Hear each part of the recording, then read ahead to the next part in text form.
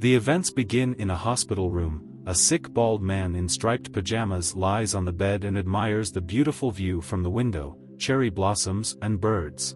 He continues to watch this, but he cannot help but notice about himself that no matter how good the view is, watching it every day becomes boring. The man's face looks gaunt, with sunken cheeks and pointed features, as he turns his attention to the machine monitoring his heartbeat and remembers being diagnosed with brain cancer. A person quietly grieves and mourns his short life from the age of 26, remembering that he did not have time to actually live this life at all. Holding his phone to his chest, he thinks about how he could have been diagnosed in the middle stages, trying not to drain himself emotionally. The man closes his eyes, mentally saying that he does not want to die so early, with a certain tension from physical or emotional pain. He wants to live and thinks about this desire, realizing that now his efforts cannot be directed into more effective actions. The man decides to distract himself and read the news, which reports the disappearance of an old beggar from the Jiangdu Bridge who returned 6 months later and became the heir of an outstanding businessman. Another news story tells of a 130-year-old husband who disappears every year as a result of mysterious rituals and then returns as a younger man. The third news claims that a week after the famous artist disappeared, a creepy painting worth $1 billion appeared in his house, which was later revealed to be painted with the artist's blood. The sick man in the ward thinks about how he solved these cases with the general pattern that the returnee gains wealth, status, celebrity, etc., or dies. He adds that if there were 2 or 3 such cases, it could easily be labeled as a coincidence, but 400 cases do not allow this to be done. A man thinks that there is something in this world that can fulfill people's deepest desires. And that's why he can't die now. He has to find this thing or entity to at least enjoy the life he could have without cancer. And then the man hears an emotionless electronic voice greeting him as a person filled with desires and claiming that he has been chosen by the game duplicate. A cloud of energy shining with a blue flame appears in front of him and says that by becoming a player and earning points by completing the game, a man will be able to make his any desire come true. Having explained this, the system asks the patient what his deepest desire is. A man cannot get rid of a nervous smile, covering it with his hand and thinking that this is the thing that personifies human desires. He timidly addresses the system in an extravagantly simplified form with his true desire. The man begins by saying that he wishes to live a somewhat humble life, but at the end one can see great strength and resilience in his eyes. Hearing this, the system asks if the player is ready to enter the game and the deep dungeons of its simulation, warning that nothing but death itself can free him from there. A man thinks of this as the starting point of his new life.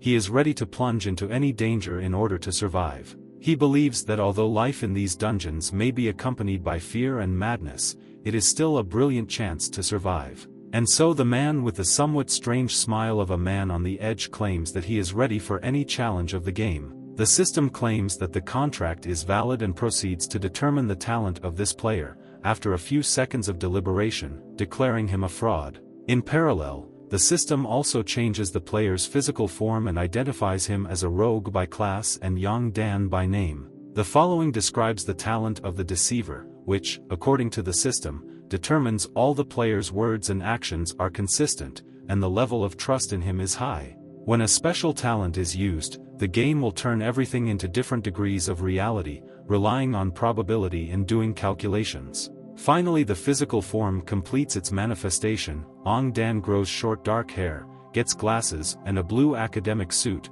after which the game claims that he never lies, rather introducing the concept itself. The system explains that anyone influenced by a player with the trickster talent has a 50% chance of believing him under normal circumstances, and if he does, the person's rules of behavior will change. However, if the event is absolute, then any statement with the achievement of the opposite event will change the rules of behavior of the individual, regardless of the probabilities. The game then creates fairly low-level player stats, including intelligence, strength, and agility, also claiming that the Yang Dan panel is quite rare. With this, the game makes a discovery of the newcomer's copy of what that particular player is. After a few seconds, she imagines a level called Incubation, the hometown of brilliant people with a long history. Those emerging from here become famous throughout the world. The game says that now Yang Dan managed to hatch in this city and learn its culture and customs. The guy is somewhat surprised by this description, but over time he notices that the floor under him is cracking like a real eggshell. As the player falls into the unknown of a new game, the system finds it necessary to remind the newcomer's protection, saying that as night falls, Hatchtown goes into a mysterious silence. The game states that if the player wants to survive, he should not sleep too deeply and go too close to darkness. Next, the system friendly reminds that according to the copying features, Yongdan will be able to receive notifications directly to the brain. The system says it strongly recommends the live stream, which runs parallel to the level, to a variety of players, adding that receiving rewards from the audience also helps to survive.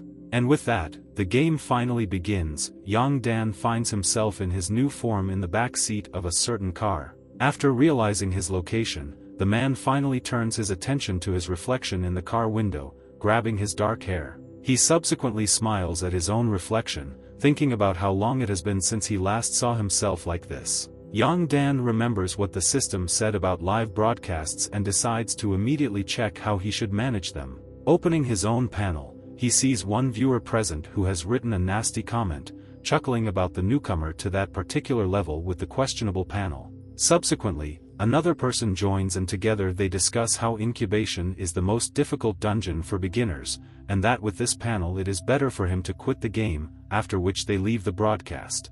Yongdan wonders if his panel really looks that bad since it's completely normal to him. The man's thoughts are interrupted by the driver addressing him as Mr. Yen, which scares him half to death. The driver claims that they have already arrived at their destination, Hatchtown, so Yongdan can get out of the car. As soon as the guy got out of the car, he heard a man's voice calling out to him, calling him Teacher Ian. Yongdan sees in front of him the Xie family of father, mother and son, who claim that they are his incubator and are responsible for accommodation and food during his stay here, while showering him with compliments. The mother even claims that their son Fuma has read many of Yongdan's articles and wishes to reach the same heights as him. She tells her son to come up and say hello to the teacher. Ian himself sees that the guy is either shy or ashamed. The guy doesn't answer, so the mother persistently asks what happened and why is he silent if she asked him to say hello. The woman hugs her son from behind and in a stern and somewhat creepy voice again asks Fuma to say hello to the newly arrived teacher. On her back, she pinches her son painfully, forcing him to finally do as ordered. Fuma quietly hisses in pain and comes closer to the teacher, modestly and hesitantly greeting him. The father tells Yongdan to ignore the fact that Fuma is so shy, to which he says that they should go back to the inn. The teacher thinks that this family looks incredibly friendly and everyone has harmonious relationships in it. He goes with the Xie family to their hotel when suddenly something unusual catches his attention. In a large hole in the middle of the city lay a large block of stone, incredibly smooth in appearance. It had a hemispherical shape. Yongdan asks his guides what it is and if it could be a meteorite or something like that. Lao Xie, the father of the family, says that this is not a meteorite, but a stone of genius, growing directly from the earth, thanks to which the city creates brilliant people. The mother claims that with the appearance of this stone, all the children of Hatchtown have become surprisingly serene, adding that it is also possible for the teacher to receive the stone's blessing for his future illustrious children. Yongdan replies that this is pretty cool, but he can't really believe it, because he sees an ordinary block of stone in front of him. After a few tens of minutes, the whole company finds itself in front of the door of the hotel, the style of which was somewhere on the border of a small cottage and a suburban house. Yongdan and Lao Xie walk through a small corridor. The teacher notices a rather strange notice board and notices that almost all notices are about missing persons, which somewhat surprises and frightens him. Noticing this, Lao Xie says that all the missing were non-locals, adding that they all blamed themselves for not being able to find their way and run fast. As a conclusion, the man says that Yongdan should not run anywhere, because if he fails to disappear, then no one will be able to find him. The teacher replies that he knows perfectly well why he came here and what he plans to do, and his plans do not include chaotic runs. At the same time, Yongdan slyly thinks that it is very interesting how all the missing people were non-locals, for some reason calling Lao Xie a ghost. Subsequently, the teacher reaches the second floor to the door of his own room, perhaps planning to devote time to relaxation. Suddenly he hears the click of the door behind him and sees that the room opposite is slightly open and someone is watching him from there. Yang Dan greets his new neighbor somewhat awkwardly, who continued to watch the teacher arrive. However, the only reaction to the appeal was a loudly closed door. The teacher only noticed that his strange neighbor was unfriendly and frightened. Yang Dan decides not to pay too much attention to this and goes into his nice, albeit somewhat empty room, which he mentally notes. However, as soon as he put his things on the bed, the teacher hears a strange sound, quite suspicious and loud. Realizing that something extraordinary has happened, Yang Dan quickly decides to go and check what exactly caused the sound. Having flown out into the corridor, the teacher sees the mother of the family scolding Fuma, saying that he cannot be trusted with even the extra work that all the children do. A little later, he sees that the father is also here. The mother continues to say that all the children hatched successfully and only Fumu turned out to be such a disappointment. The guy himself is sitting in front of the fragments of some dishes. Lao's father steps in and claims that Fumu couldn't even say hello today, asking what's the matter with him lately. The father orders his son to immediately remove the glass from the broken vase, while complaining that he doesn't even protect their income. However, Lao Xie sees that there is no reaction from Fum to his order, which instantly forces him into angry tirades and questionable actions. The father grabs his son by the ear and shouts loudly for him to immediately clean up this whole mess, while simultaneously throwing a couple of insults. When that doesn't work, Lao Xie decides to give Fum a typical parenting lesson and takes a swing at his son, preparing to slap him. Yang Dan thinks that with such force of impact, it could easily turn out to be an accident, so he decides to take action. Therefore, in the next moment, he stands between Lao and Fumu, blocking his father's strong blow, and this is accompanied by the appearance of viewers on his broadcast. In the end, the number of spectators rose to almost 50,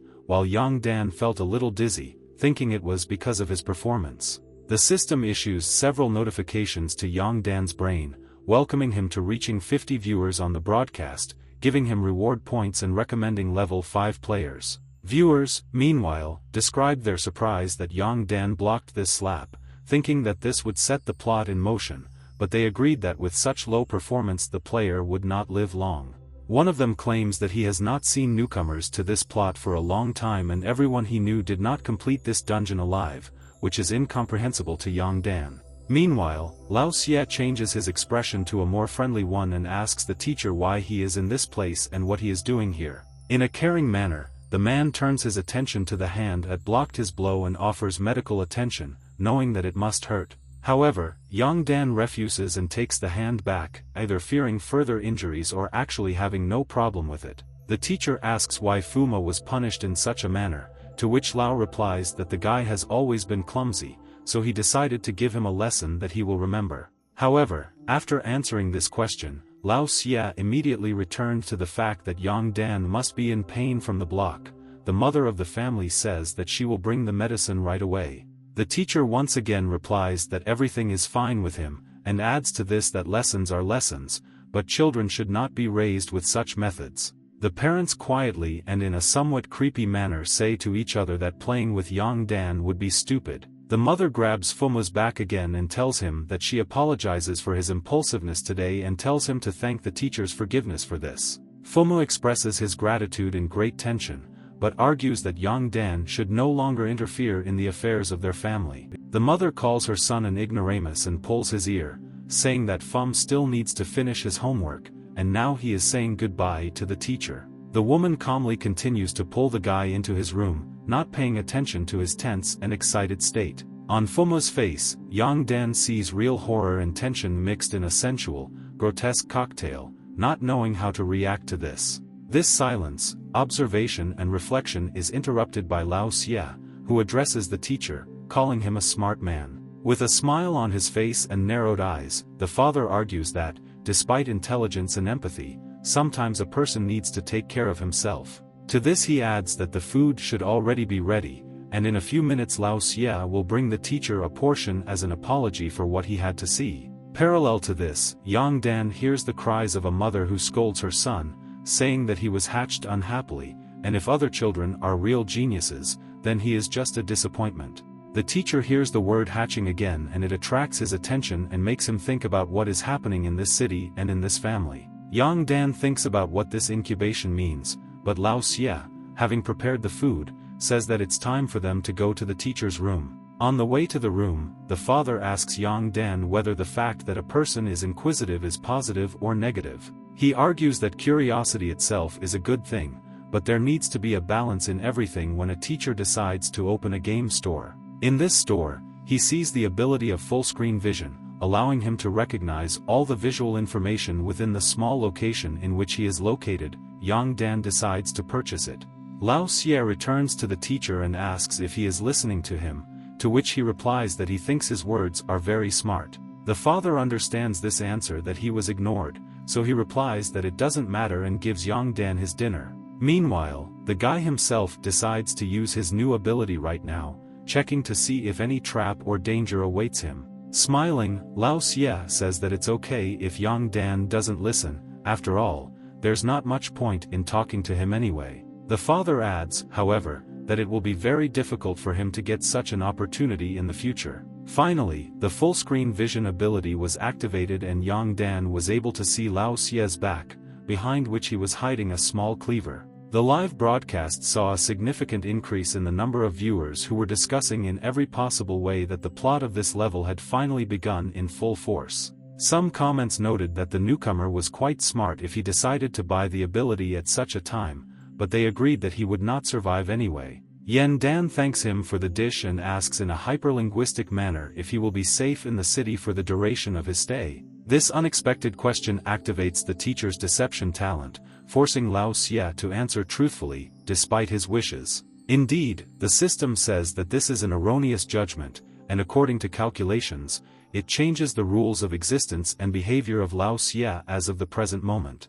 Therefore, the man replies that Yang Dan is mistaken and he will not live here for even 3 days, adding that if he is lucky, he can go to hell today. The number of spectators had increased to 120 and most of them did not understand what was happening and why Lao Xie answered truthfully to this particular question. Yang Dan goes on to ask if he will be completely safe in this particular hotel. Lao Xie has an angry grimace on his face, but there is little he can do. The rules of his behavior are again changed by the question put to him. The number of spectators grows to almost 200. They talk about the fact that perhaps Yang Dan has bought some kind of skill that allows him to stop the plot. Meanwhile, the teacher himself receives a notification with a greeting about 200 viewers, which gives him a new panel and systematically recommends it to 4th-level players. The audience notices this, noting that the newcomer is not so bad.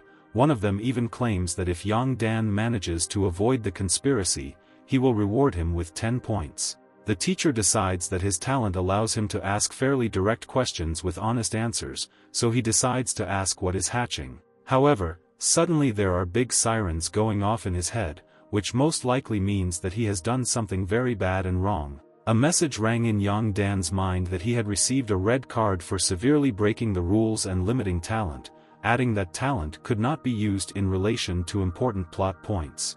The notice also states that receiving 3 red cards will lead to detention for verification, but they can be cleared for 10,000 points, while the number of viewers on the broadcast has reached 500. Viewers were chatting about how exactly a newcomer could get a red card so early. The system welcomed Yang Dan with the improvement of the broadcast and recommended him to 3rd-level players. Despite the warning, the talent works, but Lao Xie does not answer the questions directly, simply interrupting his interlocutor. The man claims that he just wants to understand why Yang Dan is asking things that he shouldn't know. To this, Lao Xie asks an additional question about whether the teacher really wants to know something or if he already knows something, to which he replies that it is just a random question related to the name of the city. To this the man replies in a somewhat creepy manner that Yang Dan is indeed a man of taste. He adds that the teacher is a really good person and deserves praise, to which he politely tries not to talk about it. On the contrary, Yang Dan says that Lao Xie has a wife and children and should avoid certain suspicions. However, the man does not stop and once again claims that the teacher's taste is truly unsurpassed and that's all he wants to say. In the next moment, however, he receives his cleaver and, in a mocking manner, invites this wonderful taste to remain in this moment forever. The long-awaited weapon reveal happened, so viewers watched intensely, preparing for the newcomer's death and taking screenshots. Meanwhile, Yang Dan asks another unexpected question about whether this cleaver is a gift to him from Lao using his talent. The system starts its calculations. Meanwhile, the cleaver flies past the teacher's ear, managing to cut off several hairs. The calculation evaluates this lie as possible and the event as successful, so Yang Dan managed to avoid death with this question. The cleaver was peacefully lowered onto his shoulder. Lao Xie says that this is indeed a specially prepared gift from Yang Dan and humbly asks him to accept this knife. The guy takes the cleaver in his hands and sees its attributes and description, which states that Fum has a loving father who kills with this knife everyone who interferes with him. Meanwhile, the number of viewers on the live broadcast is well over 1,000 and is rapidly going to 2. The next notification gives Yang Dan 100 points as a reward for this. He also receives an achievement associated with this particular knife, which gives him increased strength and agility. The audience is shocked by the events of the broadcast. Also, the broadcast was recommended by a second-level newcomer, and Yen Dan calculated the total number of points from the audience and the game with a total of 473. Lao Xie politely says that if the teacher doesn't need anything else, he will leave and not disturb dinner. Yen Dan thanks for the services and hides the newly mined cleaver in his pants. At the same time, he thinks that he really has nothing to be grateful for. The man just wanted to kill him. Realizing that the food may not be very safe, Yang Dan decides to buy himself something edible in the game store. While observing the different foods and drinks, the teacher notices that the prices in the store have doubled, so his meal plans are now heavily influenced by this factor. Yang Dan decides to purchase grilled chicken and beer for 50 points, which is followed by comments from viewers about how frivolous the expense is. In front of him is a grilled chicken whose characteristics make him feel fed and energetic for a certain period of time. The ordered beer also appears, which increases courage and allows you to better resist pressure from others. And in such a strange way, Yang Dan sat on the hotel bed with a beer in one hand and a whole grilled chicken in the other. Deciding that this night would be dangerous, the teacher immediately began to eat and drink, realizing that the effects of food would allow him to complete the game more efficiently. After eating, the guy peacefully waited for at least some events that could happen to him in the future in this hotel. And indeed, as midnight approached, Yang Dan heard a knock on the door of his own room, which surprised him a little. He thought that it didn't seem logical why someone dangerous would politely knock on his room door. On the other hand, the teacher begins to think that perhaps whatever wants to get in here has no other way to do this except by knocking. The tense moment was naturally accompanied by an increase in the number of viewers of this broadcast, which has already exceeded 2,000. Of course, this was marked by a greeting from the system, but Yang Dan could not afford to be distracted. A strange question arises in the teacher's head about what kind of picture can be called a shadow. The audience at this time was waiting for action from both the plot and the player. The next moment, there is a strong and loud knock on the doors again. Yang Dan even thinks that someone or something knocking is ready to knock down the door at any moment. Seeing the door bend into the room, the teacher comes to the conclusion that his observation was correct. Someone is trying to knock down the door. Therefore, the guy decides that he cannot afford to let this entity inside and begins to block the passage with whatever he can. Yang Dan slides a small wooden chest of drawers under the door in the hope that it will stop the creature from invading. However, almost immediately the teacher realizes that a single chest of drawers will not be enough to barricade the room. While the creature is still arching the door, Yang Dan decides to move the large double bed in the hope that at least this will be able to temporarily block the passage. The knocking doesn't stop for a long time, so as a backup plan, the teacher decides that if the lock is broken, she will jump out the window. However, as soon as Yang Dan thought about it, to his great surprise, the knocking stopped and the room was filled with silence.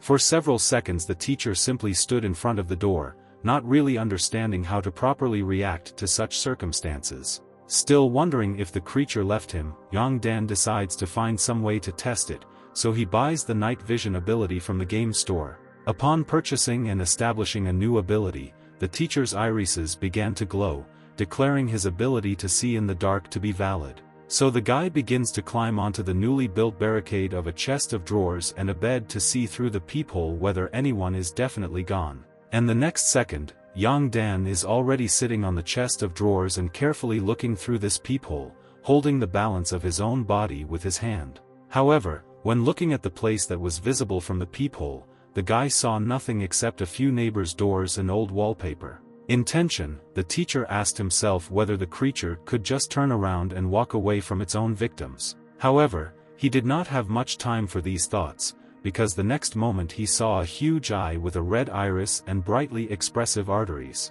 This, of course, shocks Yang Dan, who instantly jumps away from the peephole, trying to understand what he saw. Behind his door was a huge ball of white flesh, completely covered with numerous eyes with red irises. The teacher could not come to his senses from what he saw, not understanding how such a thing could exist in the nature of any of the worlds. Yang Dan also feels frankly frightened because he does not understand the capabilities and powers of this grotesque creature. Suddenly, the white flesh bullet decides to change its victim and hits the door opposite, from where a male voice claims that Yang Dan should be in his place today. Observing this, the teacher sees that his neighbor knows about the danger of this hotel, but if so, the guy wonders why he has not left the place yet. The creepy white ball continues its attempts to knock down the door, to which neighbor Yang Dana tries in every possible way to drive it away, saying that it should not be him today. Eventually, the creature's anger reaches a certain peak, which can be seen in its many eyes, so it breaks down the door with one terrible blow. And so the doors opposite are broken into the smallest wooden pieces, leaving the person in the room alone with danger. So when the creature bursts into the room, the door blocked by debris, the man, looking very exhausted, begged not to come near him. Clutching his head, he continued to beg incessantly, looking into one of the large eyes that seemed central to him. Trembling and sweating, the man continues to say that today Yang Dan should be the victim of a strange creature, not him. In the end, from exhaustion, weakness, anger and disappointment, the man falls to the ground, continuing to question why this is happening to him.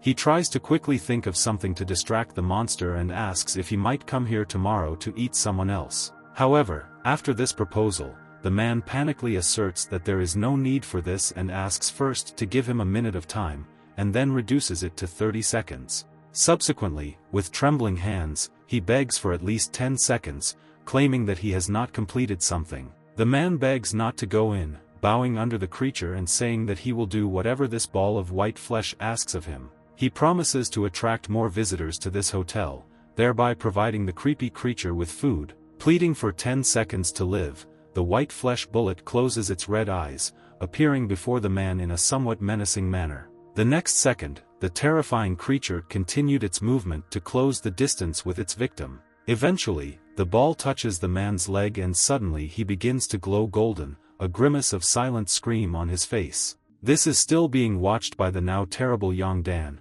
who is unable to understand the nature of what was happening right before his eyes. The deadly light from his neighbor's body was so bright that it was very difficult for the teacher to look through the door peephole and see anything. However, Yang Dan continued his observation and came to the conclusion that the creature turned into something like an egg upon contact with the victim. At the same time, the guy thinks that he was lucky enough to be more careful, otherwise he would have been swallowed up by this monster right now. The man who fell victim to the eerie creature turned into a golden liquid, which the white flesh bullet absorbed at incredible speed. The round form of the terrifying creature somewhat lost its ideal shape, and the creature itself once again closed its eyes, but this time for a different reason. Yang Dan was still watching that white ball from behind the door, and at some point, he noticed a black crack under one of the eyes. Realizing that at any moment something much worse and more dangerous could come out of this shell, the teacher called on his only weapon, the cleaver Lao Xie. However, to the guy's surprise, a creature emerged from the shell in a completely ordinary human form, although covered in a golden liquid that had once been his neighbor. Yang Dan couldn't hide his surprise at the ordinary naked guy who came out of that terrifying shell with multiple eyes. Afterwards, the teacher also notices that the guy looks exactly like the son of the family who introduced themselves as his incubator, Xie Fuma, while simultaneously thinking that he was fine today. Still holding the cleaver in his hand, Yang Dan thinks that this is possible and the incubation that is remembered so much throughout the plot. However, the question in his head is whether Fumo remained after this incubation or whether the teacher is now in great danger. Through the peephole, Yang Dan sees the guy approaching his door with a sly smile on his face and wonders what he could do. The teacher thinks about whether Fumo just wants to enter his room or whether he will knock him out while still not letting go of his cleaver. At this time, Fumo closes the peephole of the door, after which Yang Dan thinks that the guy obviously knows that he is being watched. The teacher moved the cleaver closer to himself, thinking that if the guy broke into his room, he would kill him. However, Fumo continues to smile through the peephole and try to close the observation space with his finger. Yang Dan assesses this situation as quite negative for himself, as he has little understanding of the intentions of the being behind the door, which is shaped like Xie Fum. The next moment, Fum's finger on the cell begins to transform into something bordering on human and monster, releasing smoke from the cell itself. Realizing that the situation was truly not in his favor, Ong Dan instantly jumped back, accompanied by a bright explosion from the peephole. The guy covers himself from flying fragments of glass and wood around the hole. Turning around, the teacher sees that in place of the peephole there was only a large hole from which streams of smoke were coming. Subsequently, a sly smile from Fuma appeared in this hole, who mockingly asked who would be the next victim of incubation. Of course, the creature surprised no one by calling Yang Dan himself this victim, without leaving his smile. Chuckling in a high tone and creepy manner, Fumo finally walked away from the door. Yang Dan moves closer to the door and mentally decides that he needs to fight Fumo, otherwise the danger will never go away. However, looking out from behind the hole in the door, the teacher sees that Fuma is no longer here, not understanding why he left. Fumo himself was running at an extraordinary speed at this time, which made Yang Dan ask himself what was happening to this creation. Meanwhile, the system sent notifications to the teacher that more than 5,000 viewers were already watching his broadcast, rewarding him with 500 points. Yang Dan also received an achievement notification, which increased his stats somewhat, while the audience was discussing how scary this scene was and how mentally strong the player must be. The teacher himself, meanwhile, is thinking that he can't sleep that night, but doing nothing seems wrong. Finally, Yang Dan's broadcast was recommended to the first-level players in the playing area, so he was intensely discussed by crowds of different players of different ranks. Some characters in the crowd argue that there will be quite a lot of strong competition in this issue, recalling the doctor himself, while others simply want to see an interesting newcomer. The crowd continues to gossip about this doctor and say that it is most likely that he has already joined the tarot organization. The doctor himself appears in the square, hearing about the numerous gossip associated with other players with similar nicknames like the King or the Pope. The doctor steps out of the darkness with a polite smile and places his hand on the shoulder of one of the loud gossips. Then the man put his hand on the gossiper's back and asked if anyone had talked about him, and if so, he would not mind listening. However, the man who spoke so intensely about all these rumors could hardly bring out the questioning doctor, frightened by the rumors known to him. The doctor turned his attention to the screen with Yang Dan, the same newcomer who had captured the attention of many players. Now the guy was moving furniture around the room, dismantling the barricade. The man with an approving smile and narrowed eyes says that this is a wonderful newcomer with great potential. With a sinister smile, he adds that the newcomer is so delightful that the roses from his blood must be amazing. The doctor then returned to the gossiper and said that he certainly would not have done something so cruel, asking if he believed him. However, the guy's reaction was quite vivid and tragic. He began to vomit blood intensely. The doctor says he probably pushed the gossiper too hard, holding the victim's ripped-out spine in his hand. He looked at this bloody ridge, incredibly ugly in his opinion, and threw it onto the floor. At this moment, the doctor received a notification about the red card. The crowd around only quietly watched his actions. The notice ordered him to go to the punishment cell immediately because he had committed a serious offense, but the man only took the spray from his pocket and washed the blood off his hands. After that, he went to the game store panel and purchased a spray to cleanse sins for 10,000 points. The application of this spray was accompanied by whispers from the crowd about how rich the doctor was and how his talent must be valued in the tarot if he could afford to spend 10,000 in one action. Subsequently, the doctor hears the characteristic click of a heel on the tiles of the square and realizes that his old friend Lena has appeared. And indeed, a woman of about 20 with luxurious blonde hair and a black dress with slits on the sides appears in front of him. On the wings of love or something much more trivial, the man runs up to the young lady asking if she has come to him. However, the girl responds with a strong elbow to the stomach and tells the doctor to stay away from her unless he wants to die a horrible death. The man, however, does not even plan to give up in this pseudo-romantic battle and puts his hand on the shoulder of his interlocutor. With blood coming out of his mouth, he claims that if he were to die at the hands of his beloved Lena, he is ready to accept it. To this, the girl calls the doctor a nasty pervert and pierces his foot with her pick, ordering him not to touch her anymore. With this, the man falls to his knees with a cry of either pain or pleasure, and Lena runs away from the square. The doctor has the most ecstatic expression on his face, trembling with pleasure and licking his lips. He then gets to his feet and runs after Lena, telling her to wait for him, while the crowd is surprised that even the doctor loves Lena. People say that Lena was not a very high rank in the tarot, but thanks to the doctor she was able to achieve greater popularity. Meanwhile, Yang Dan comes to the conclusion that Xie Fumu does not intend to kill him, at least not at this particular moment. So he decides to explore the neighbor's room to find out a little more about what's going on in Hatch Town and this inn. Entering the room, the teacher thinks that he has only one life and it should be well provided for at the expense of the 1500 points remaining to him. The room was littered with bags of garbage, so the entire space smelled incredibly, which made Yang Dan wonder how a person could even live in such a place.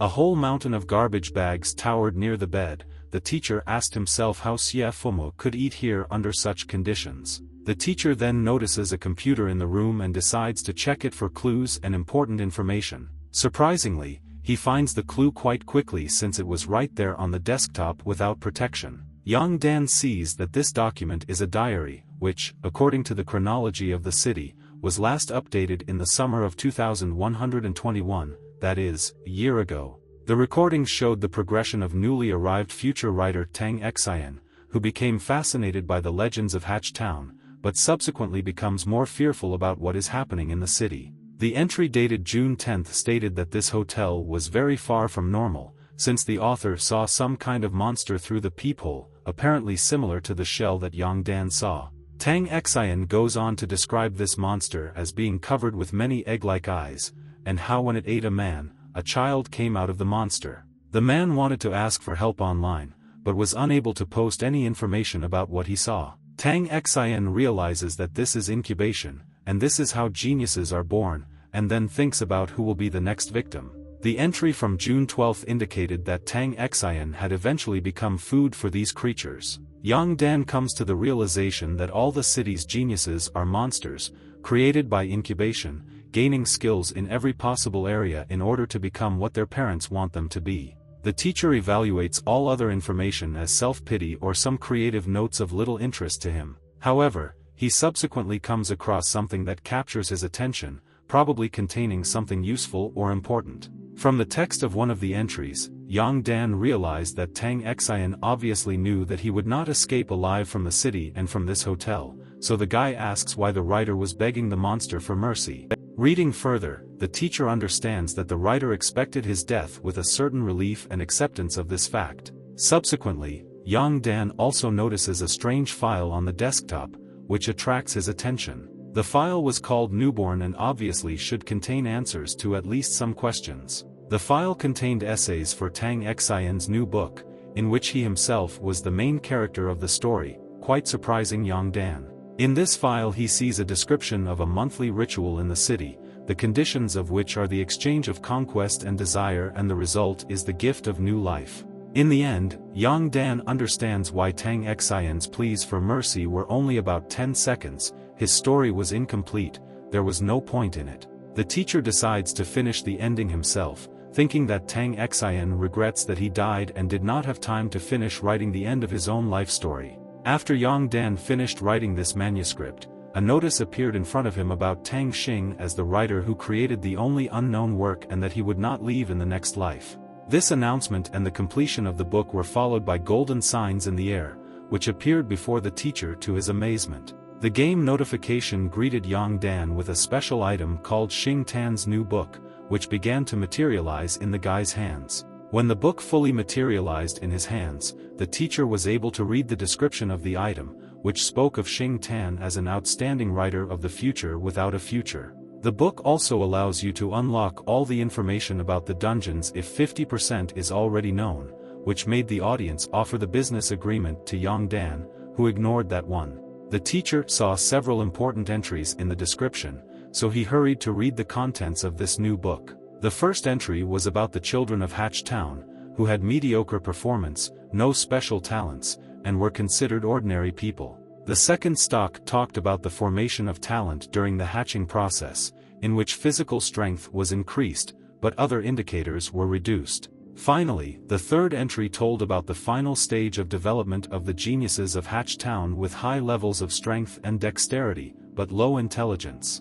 Yang Dan notices this and comes to the conclusion that these genius children are nothing more than perfect apostates in the hands of their own parents. Suddenly, the mother of the Xie family appeared in the room with a lantern and said that knowing a lot can be incredibly unhealthy. To this, Yang Dan replies with a certain playfulness that he understood this when he sat down at the computer and asks if his mother wants to kill so much. The woman ignores the question and says that smart people like teacher Yang Dan don't get stuck in Hatch Town forever. She goes on to say that the smarter a person is, the tastier it is, since smart people have many rare beneficial elements in them. The woman raises her knife over Yang Dan's head and asks with a smile what his last word will be. The teacher decides to take advantage of this privilege of the last word and says that he has two things that he would like to discuss. The mother of the Ito family lowers her cleaver and allows Yang Dan to speak, adding that the food will still be delicious, hinting that the guy's fate has already been determined. With a smile, the woman approaches the teacher and orders him to speak, noting that the council will answer the questions posed. Yang Dan is not going to waste extra time and claims that he is just wondering if Lao Xia and Fumu know that he guessed about the computer so quickly, and if so, why is he alone here? The woman mockingly asks if the teacher is worried that she will eat it herself, assuring that in any case she always acts in the interests of the children. Before this, in a slightly darker and more disappointed tone, she adds that Fumu should indeed be eaten by Yang Dan, however, he ate Tang Xian for some reason.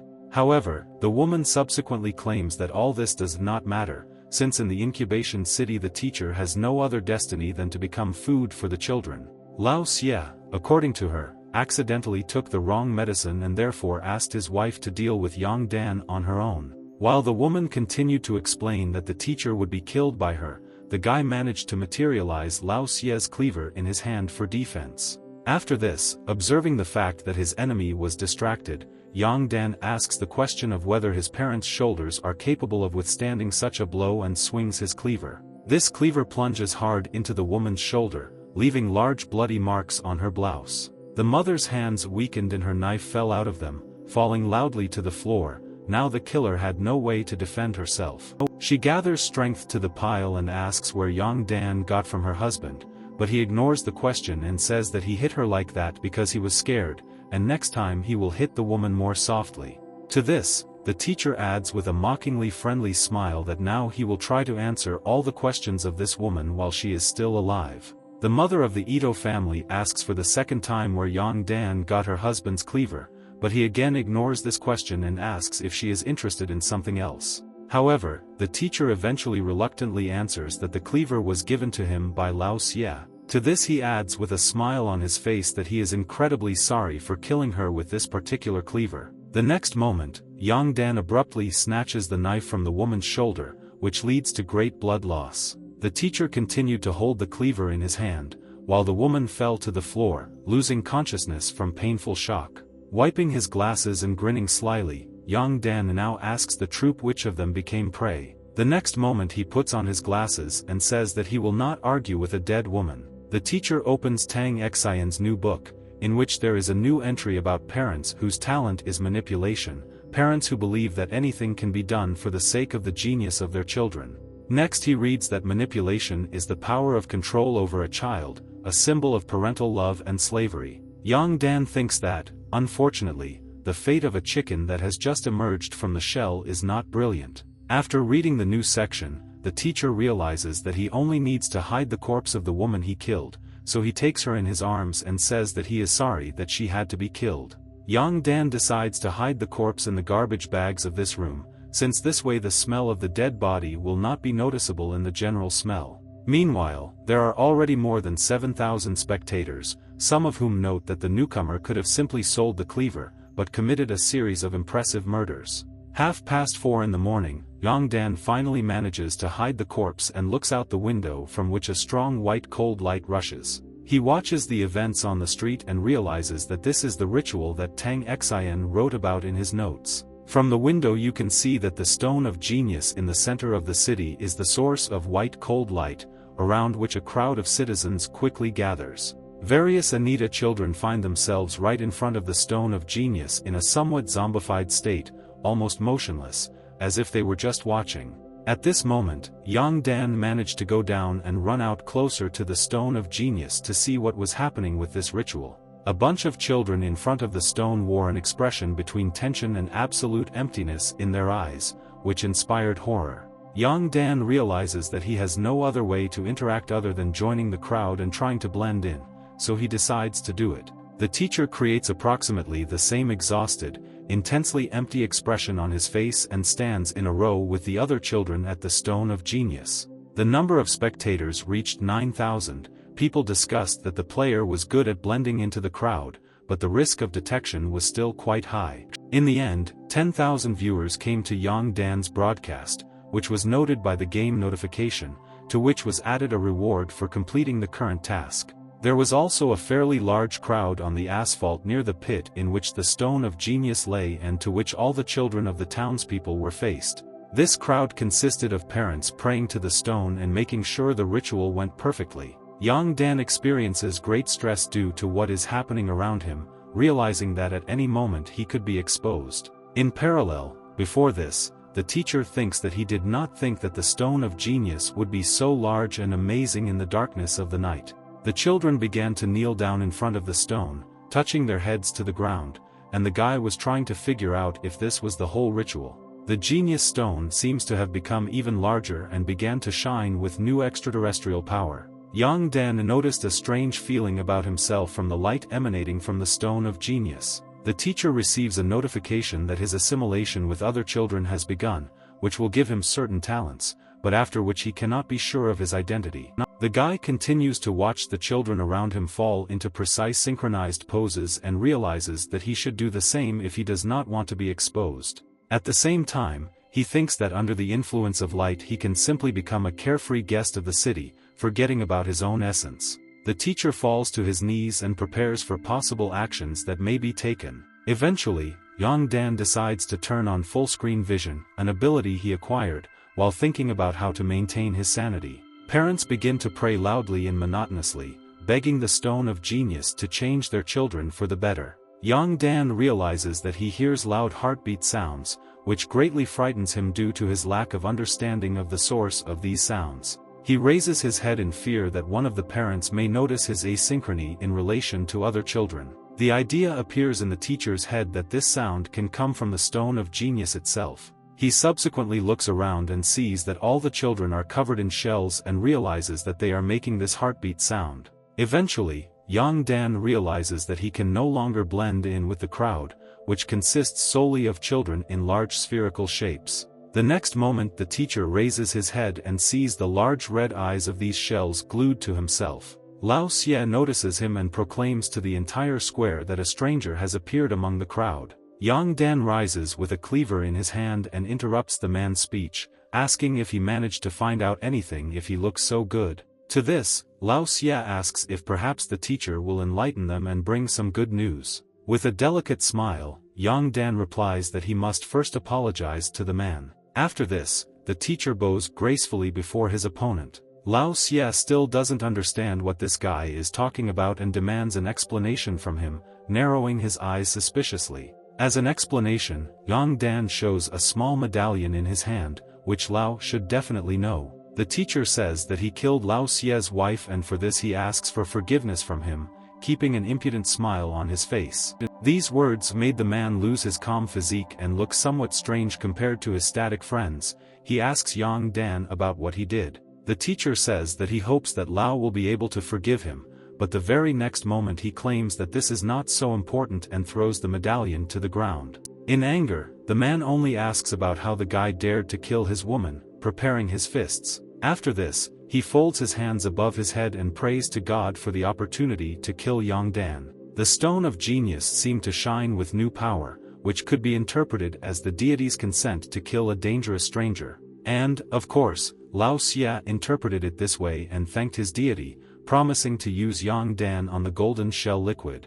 With this, all the parents folded their hands and began to pray, while brilliant blue rays appeared from behind them, approaching like comets. Yang Dan was openly annoyed by this scenario and prepared for any battle if the opportunity presented itself. However, the Stone of Genius, the shells, and the fathers were engulfed in divine blue flames, the projectiles of which flew towards the teacher, wanting to destroy him. However, Yang Dan later realized that these projectiles were not aimed at him, but at the shell. Lao Xie, with an ominous smile on his face, turns to the enemy and says that the teacher cannot escape yet. Yang Dan is surrounded by dozens of eggs, blocking him from any free movements, accompanied by various disappointed and indifferent comments from the audience. Some argue that this is the best ending to the story, and some are incredibly disappointed that their cheater lost so stupidly. However, suddenly a strange sound is heard, attracting the attention of the audience and alarming the shell. The next moment, the nutritious juice of the shells flies through the air, and fragments of several different shells fall to the ground. You can hear angry speeches from the crowd of parents that Yan Dan must pay for this. Shocked, trembling shells tried to break into different places, all covered with the juice of their already dead brothers. However, the slaughter of these eggs continued and the night air was full of yellow nutritious juice. In the middle of the shell corpses stood a figure in a black suit with a cleaver in yellow juice.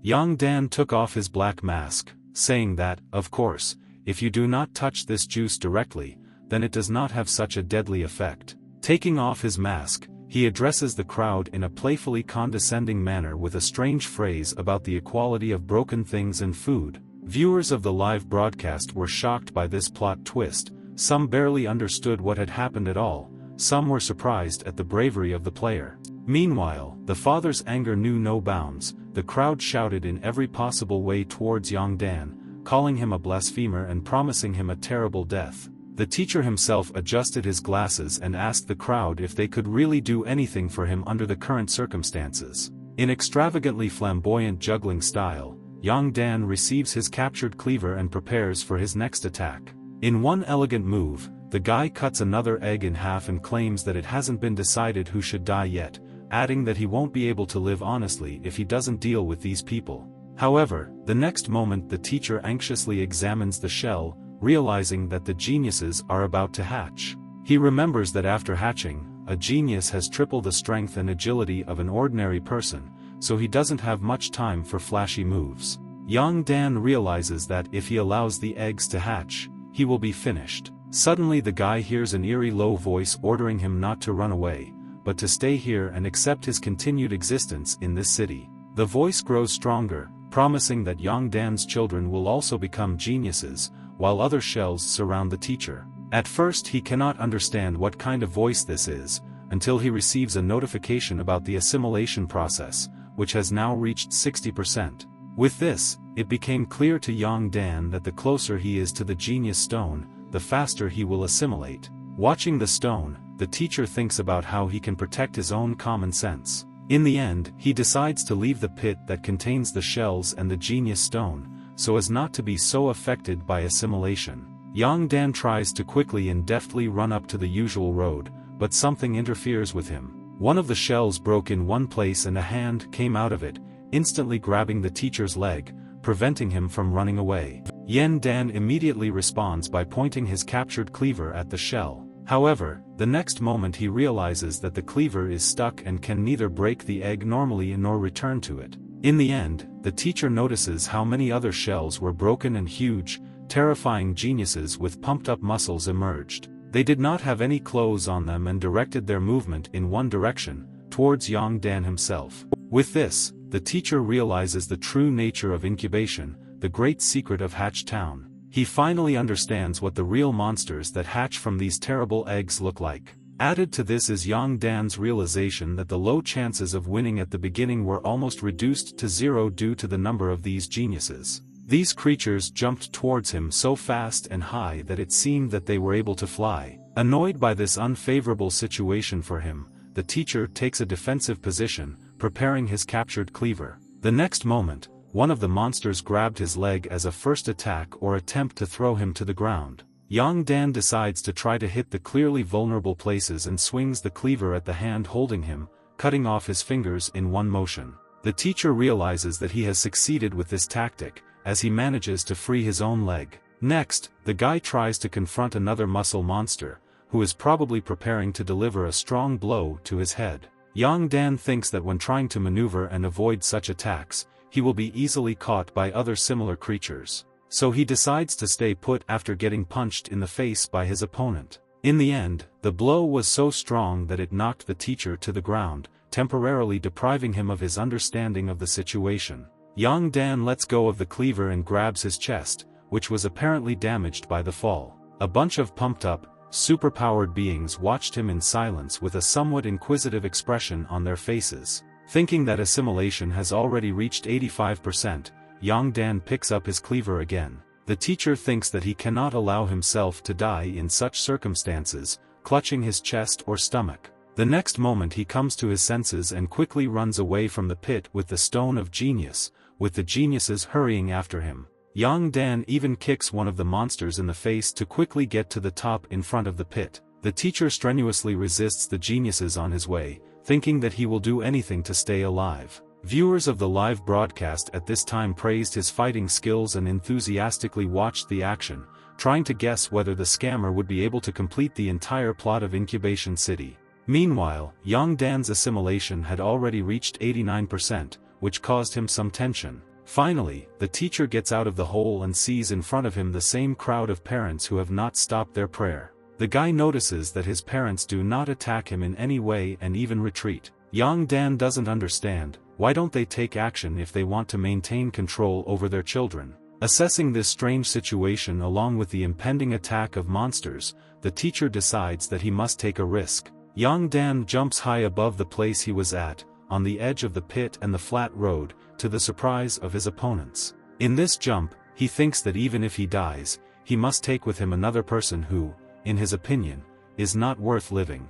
This person was Lao Xie, who continued to pray while simultaneously observing the course of events in the pit and regarding Yang Dan. Meanwhile, the progress of assimilation becomes too fast, in just a few seconds of flight, increasing from 90 to 93. Yang Dan notes that this speed could ruin his plans, so he flies to attack Lao Xie as soon as possible. During the flight, he repeats his phrase from the past that it has not yet been determined which of them should die. The teacher, in flight, is preparing to cut off Lao Xie's head with the same cleaver that belonged to him so recently. To this, the man responded with a sarcastic smile and asked if Yang Dan was really going to do it this way. Immediately after this question, Yang Dan experiences the presence of someone behind him, but it is too late. The fist of one of the monsters flies at the teacher's head, after which he realizes that from this blow he will either die or lose consciousness, adding, of course, that the enemy may miss. Quickly thinking about all these aspects, Yang Dan notices that the assimilation rate has already reached 95%. In the end, the guy decides that since they are all considered dead, then there is nothing wrong with taking one of them with him. The next moment, he moves away from the fist of the monster that was Fumo and throws his cleaver at Lao Xie. The knife flew through Lao Xie's neck, cutting off the head on which a shocked expression could be seen. At this moment, Fumo was holding Yang Dan's shoulder, and the broadcast viewers expected the worst, thinking that the scammer would finally die. Indeed, his head had been cut off in the same strange manner, and a certain exhaustion could be seen on his face. Under the disappointed and frightened comments of the spectators, one could see that Fumo only pierced the neck with the force of his own fist, separating Yang Dan's head from his body. However, viewers later realized that if he had really died so quickly, the broadcast would have already ended, so something was definitely wrong. A notice of recommendations for promotion to the second level for the special theatricality and entertainment of the game was demonstrated on the playing area. The players in the square were somewhat unpleasantly surprised by the fact that a simple beginner received recommendations with almost no experience. They were talking about how they didn't understand what was so special about this newcomer if the system decided to mark him that way. One of the spectators said that he watched the replay and noticed that Yang Dan really spoke before this attack. Someone who could read lips saw that the teacher said that he was only pretending. The guy's body lights up with a large orange flame, which should have destroyed everything that was inside him. Viewers watch this and write comments saying that some seem to have realized what kind of item Yang Dan purchased before going to Tang Xian's room. Meanwhile, the teacher himself was in his room, thinking that let the audience be excited, while he would remain absolutely safe and healthy. Yen Dan, to the compliments of the audience, talks about using a doll understudy, which served as his copy for a certain time. Some viewers argued that such a brilliant mission should be in the Hall of Fame, and some said that the scammer had really deceived everyone. Afterwards, the teacher looked at his cleaver and noticed that it had changed to killing Lao Xie. According to its new description, it was now called the Knife of Family Harmony and had improved performance. After this scene, Yang Dan summed up his knowledge, stating that the child is completely under the control of the parents, and if the parents die, the children will become free. Although parents control their children, destroying them is not a particularly difficult task. The child, while gaining strength and dexterity, loses his intelligence and therefore also does not pose a great danger. However, the combination of a child and a father is extremely difficult to destroy, and Yang Dan must in every possible way avoid such possible interactions. However, if you start with the parents, it is also unlikely to work out according to the teacher's opinions. The guy hides his improved trophy cleaver in his pocket, devoting some time to his own thoughts. He thinks about what a clean fight with his father is like and how dangerous it is. In the end, Yang Dan decides that today he will find out the answer to this question and end the history of Incubation City as it is now. The teacher quickly runs up the stairs, thinking that before night falls, he must find a place to hide. Eventually Yang Dan decides that the hotel's basement is a pretty decent option for a shelter and goes down there. Behind the basement door there is complete darkness, so the conditions there are definitely not very welcoming, but this is for the best, since they will not look for him here. So the guy carefully goes down the old stairs, watching his every movement around him. Suddenly, in this basement, he notices something strange that instantly attracts his attention. Yang Dan notices that strange thick gray smoke is coming from behind a dark door not far from him. Suddenly this door falls, raising large clouds of dust and making a great noise. Covering his face from possible harmful gases and simple dust, the teacher moves on. He notices that there was a passage near the stairs, from which this door actually fell, so he decides that there must be some kind of room there. Yang Dan understands that in this basement passage there was a small passage to a secret room and I consider it necessary to find out what is in it. The passage was not very high, so the teacher had to climb on his knees into this secret room to find out anything about it. The guy sees a small lamp on the ceiling and turns it on. Looking around the room, he sees that there is not much of a city here, but everything looks safe. When the light is turned on and Yang Dan can take a closer look at the room, he sees a wall with many drawings, in the middle of which is written the House of Su Fum. The teacher thinks that this is Fuma's secret hideout and decides to look at one of the drawings lying on the floor. A primitive symbolic image of a person was drawn on it. The sheet of paper itself was torn in half and connected with small plates. Yang Dan flips through the drawing and sees Fum's diary entry from the 1st of June 2115 about how his parents tore up Fum's drawing. Parents later apologized for this, but still considered drawing a stupid thing, which is not worth wasting time on if one wants to achieve something. After reading this entry, Yang Dan looks at the wall full of drawings and decides to check if they contain the same entries from Xie Fum's diary. In the following entries you can see how much the guy wanted to draw and how much he was punished for being addicted to what his parents considered a stupid activity. One can equally see Fuma's enormous disappointment in his own parents after years of abuse, control, unattainably high expectations and violence. One of the last drawings especially attracted Dan's attention and made him somewhat wary. The sheet of paper was completely covered with black lines, and on one side it was completely torn. This drawing contained a simple and tragic note in its simplicity that Fumo seems and decides to become what his parents want him to be. Yang Dan comes to the conclusion that Fumo was in this hiding place for all 7 years from 2115 until now. However, the teacher notices that the sheet is missing a fragment and this greatly worries him, since some of the information could be in it. Suddenly, Yang Dan feels a little strange and wary in this sad room.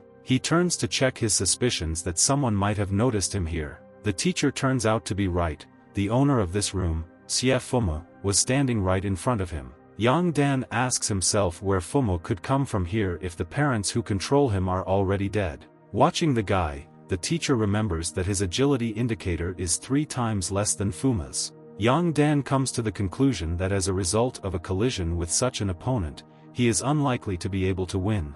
That is why, watching the guy bring his hand closer to him, the teacher instantly materializes his cleaver. As Xie Fumo approaches, Yang Dan swings his weapon at the guy, intending to cut off his arm if necessary. However, a couple of seconds and amazing movements and the teacher's opponent twists his hand with the cleaver, protecting himself from any threat from him. Xie Fumo tightly squeezed Yang Dan's hand so that he could not move it again. With that, the teacher tensely dematerializes his cleaver just in case, noting Fuma's amazingly dangerous level of power about himself. At the same time, Yang Dan materializes his weapon in his left hand, not wanting to admit defeat so easily. With the cleaver, he swings at Xie Fumo's hand again, this time at the one blocking his right hand. The teacher aims the knife to cut off the hand, or at least severely injure the blood vessels of the hand, realizing that there is no other way out.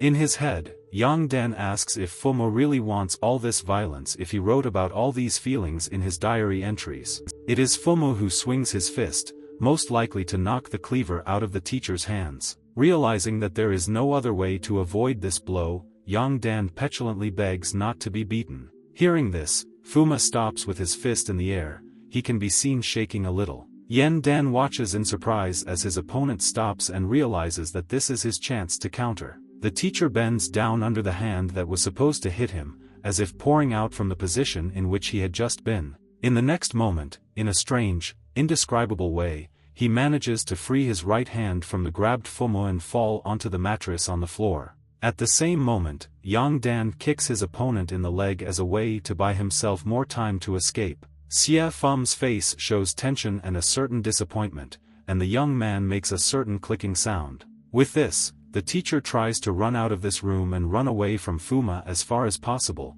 eventually finding a safer place. However, Fumo is again pursuing Yang Dan and wants to stop him from this escape. Once again the guy takes the teacher's hand and squeezes it tightly, not allowing him to move. Yang Dan tries to shout to his rival, claiming that he knows that Fumo did not want to pursue him and kill him. An in-game alert states that Fum's mind is normal, causing the teacher to wonder if the guy might still be under control. His parents are dead, so they cannot order him around. However, perhaps due to his low intelligence, Fumo simply continues to obey the orders he heard before. Subsequently, Yang Dan realizes that Fumo is conscious and can hear his voice, so he thinks about trying to finish shouting again. The teacher addresses Xie Fum in a serious manner and orders him to look at him as closely as possible. After this, he asks if the guy wants to kill the only person on the entire island on his side, meaning himself. At first, Xie Fum's face didn't change much from these words, there was just a little more trembling,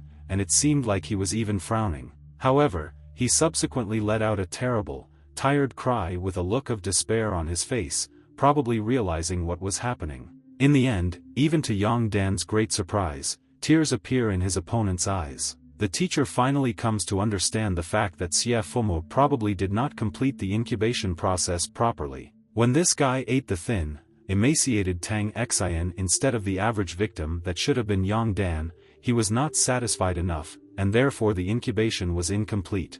The teacher continues to wonder whether this is the reason Fuma is so different from other geniuses and whether he is still under the control of the orders of his dead parents. Exhausted and trembling, Xie Fumo finally lets go of his past rival's hand, holding his head with his other hand and barely holding back tears. In the end, he falls to his knees, exhausted, barely able to keep his balance with his hands on the floor. The next moment, he again raises his hands to his head and screams, begging Yang Dan to kill him. With his face wet with tears and incredible despair in his voice, Xie Fumo repeats his request to the teacher. Yang Dan reflects on this request, thinking that if he could be sure that Fumo was still a puppet ordered by his parents, he would easily kill him. In panic, fear and despair, Fuma continues his pleas and grabs the teacher's hand, but this time in a slightly different manner. The guy expresses gratitude to fate for the fact that he met a teacher in his life and for the fact that he is now aware of everything that is still happening around him. However, he then adds that Xie Fuma is no longer himself and therefore begs to be killed while he is still able to preserve his own self. The guy raises Yang Dan's hand with a cleaver to his own throat and asks for the opportunity to die by himself. Once again, Xie Fumo makes various pleas, trying to convince him to kill him here now. And each plea sounds with increasing despair, fear and rivers of hot tears on the face. To all this, Yang Dan asks him a simple question about whether he is afraid to die. With his teeth clenched in pain, Xie Fumo replies with approval that he is afraid to die, afraid to cease to exist as a person. A second later, however, he adds that, despite this, the life he leads now is much more terrible for him. And after that, the guy lets go of Yang Dan's hand with the cleaver and asks the teacher to save him from this damned life. Hearing all this, the teacher agrees to take Xie Fum's life and swings a cleaver, wishing the guy eternal peace. The next second, Yang Dan stops the movement of his weapon, placing it directly above the head of his past opponent. The guy continues to cry, but now with his eyes closed and trembling from fear and anticipation of death. Yang Dan speaks his farewell words and proclaims that Xie Fumo will sleep peacefully. The teacher uses his talent and talks about a dream in which his family lives in harmony, in which his parents love him and are proud of him. The system defines this as a lie for the greater good and the mission of salvation and recognizes the use of talent as valid. The game alert talks about the outcome in which Xie Fumo will sleep forever and receive the love he deserves. And with this, without any blow, the guy's body loses its own balance and falls to the floor, covered with various pillows and mattresses. At the same time, his tears scatter throughout his room like dew. Yang Dan repeats his request for a peaceful sleep, promising that no one will dare to disturb it. Having wished good night, the teacher covers the already dead eyes of the unfortunate guy with his hand. There were about 15,000 viewers on the broadcast and many wrote that they had never felt sympathy for other monsters as much as for Xie Fum. Many considered this to be the end of the story, quite unexpected, and started a debate about humanity in the fact that sometimes monsters are more humane than people themselves.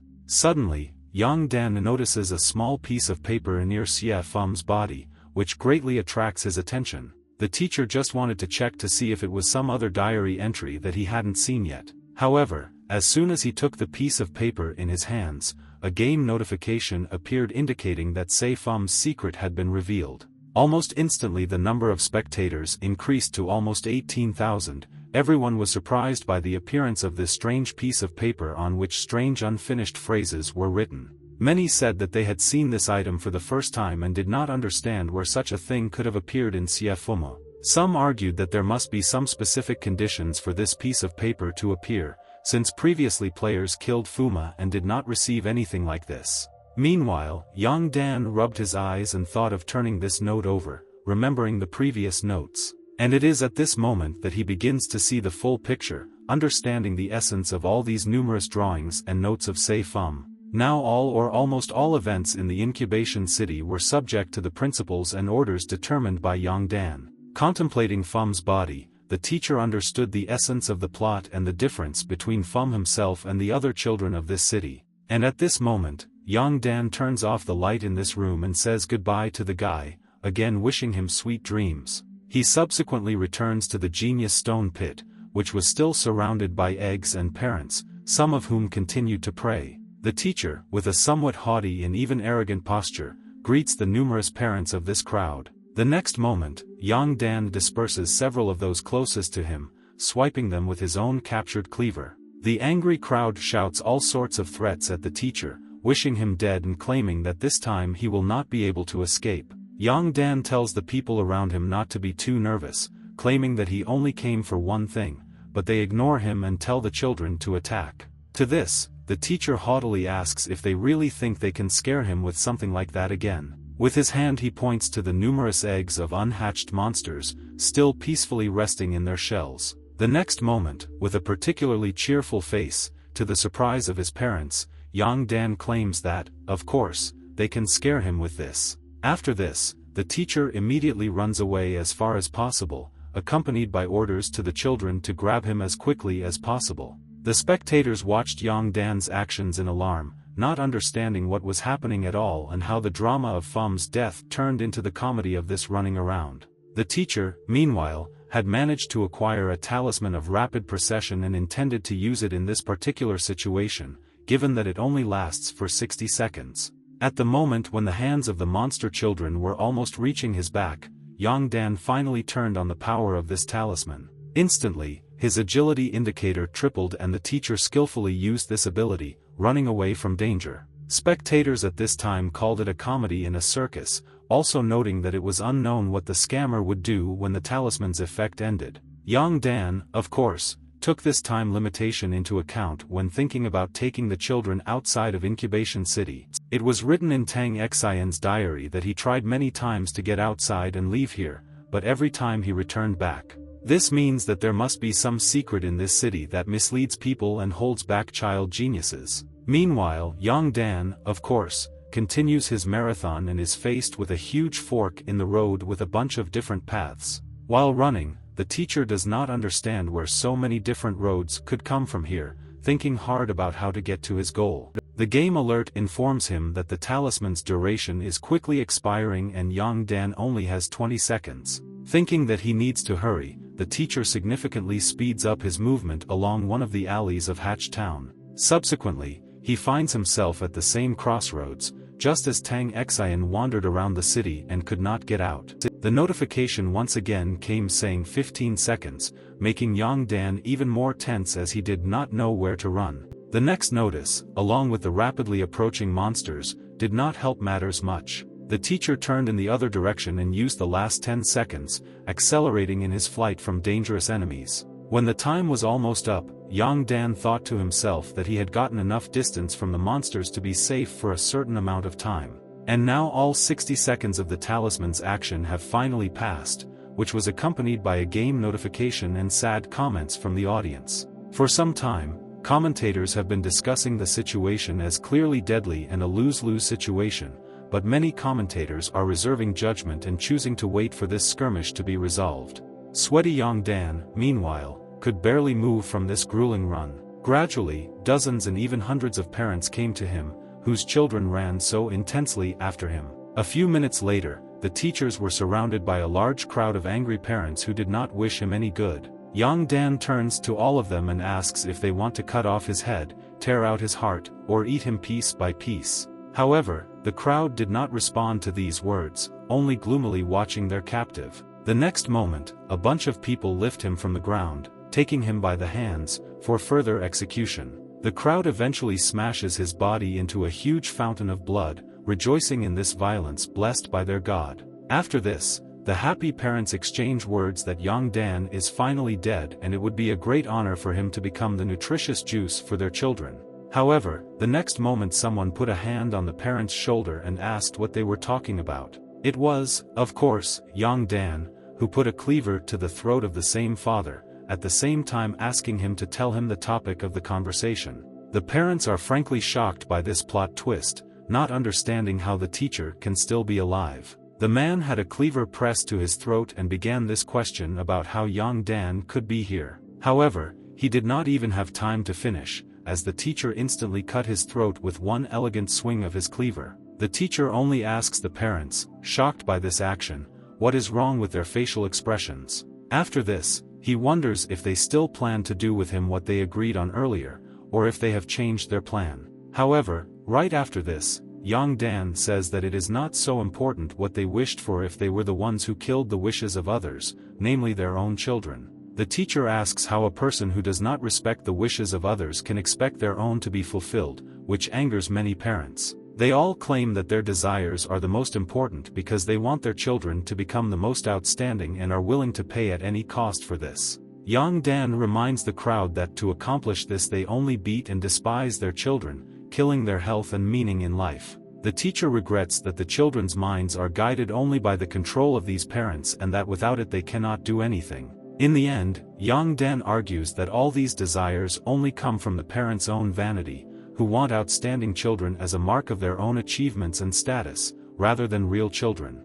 The parents, in the end, say that such a creature cannot understand them and continue to talk about how they will kill the teacher and wash away the blasphemous words with his blood. Realizing that the discussion is going nowhere, Yang Dan expresses his disappointment and bows to the crowd. Suddenly, a small metal megaphone appears in the teacher's hand, to the surprise of the entire crowd around. Using this megaphone, using his talent, Yang Dan proclaims that once the children kill themselves, the parents will be the only ones left in the city. He continues by saying that given that the children would be better off without them, it would be better if the parents killed each other. The game system recognizes this use of the cheater's talent as valid, resulting in powerful cognitive and behavioral changes in the parents. Young Dan dematerializes his cleaver and reflects on the fact that his talent only gives him 50 probabilities. However, in his opinion, if this 50% is applied to such parents, then they are easily considered an acceptable 100.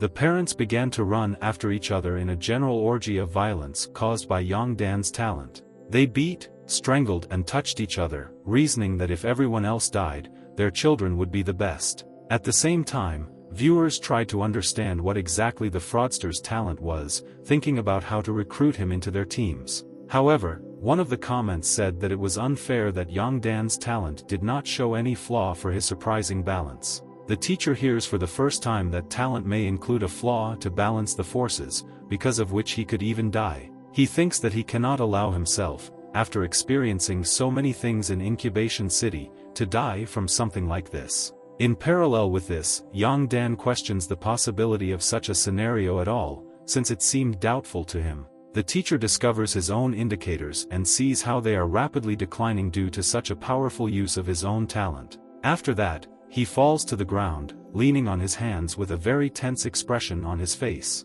Subsequently, Young Dan realizes that he will not die, as the indicator has dropped to the lowest possible and is still alive. After this realization, he notices that the great battle has already been completed with a bunch of dead. The surviving father spoke to him, saying that he had really killed a man and his children should not learn this secret. He asks that Young Dan not tell anyone about what happened in this square. However, the very next moment the man picks up the teacher's cleaver from the ground and says that he must kill him. Young Dan himself, meanwhile, regrets that the system did not warn him about the consequences of using his talent. The man raises a cleaver over the exhausted teacher and says that he is very sorry to kill the witness, adding that only the dead can keep secrets. However, it is at this moment that the level of assimilation of Young Dan with geniuses reaches 100%. The teacher's exhausted body begins to become covered with a thick eggshell, protecting him. The man lowers the cleaver onto the egg, while viewers of the broadcast are surprised by such an unusual ending,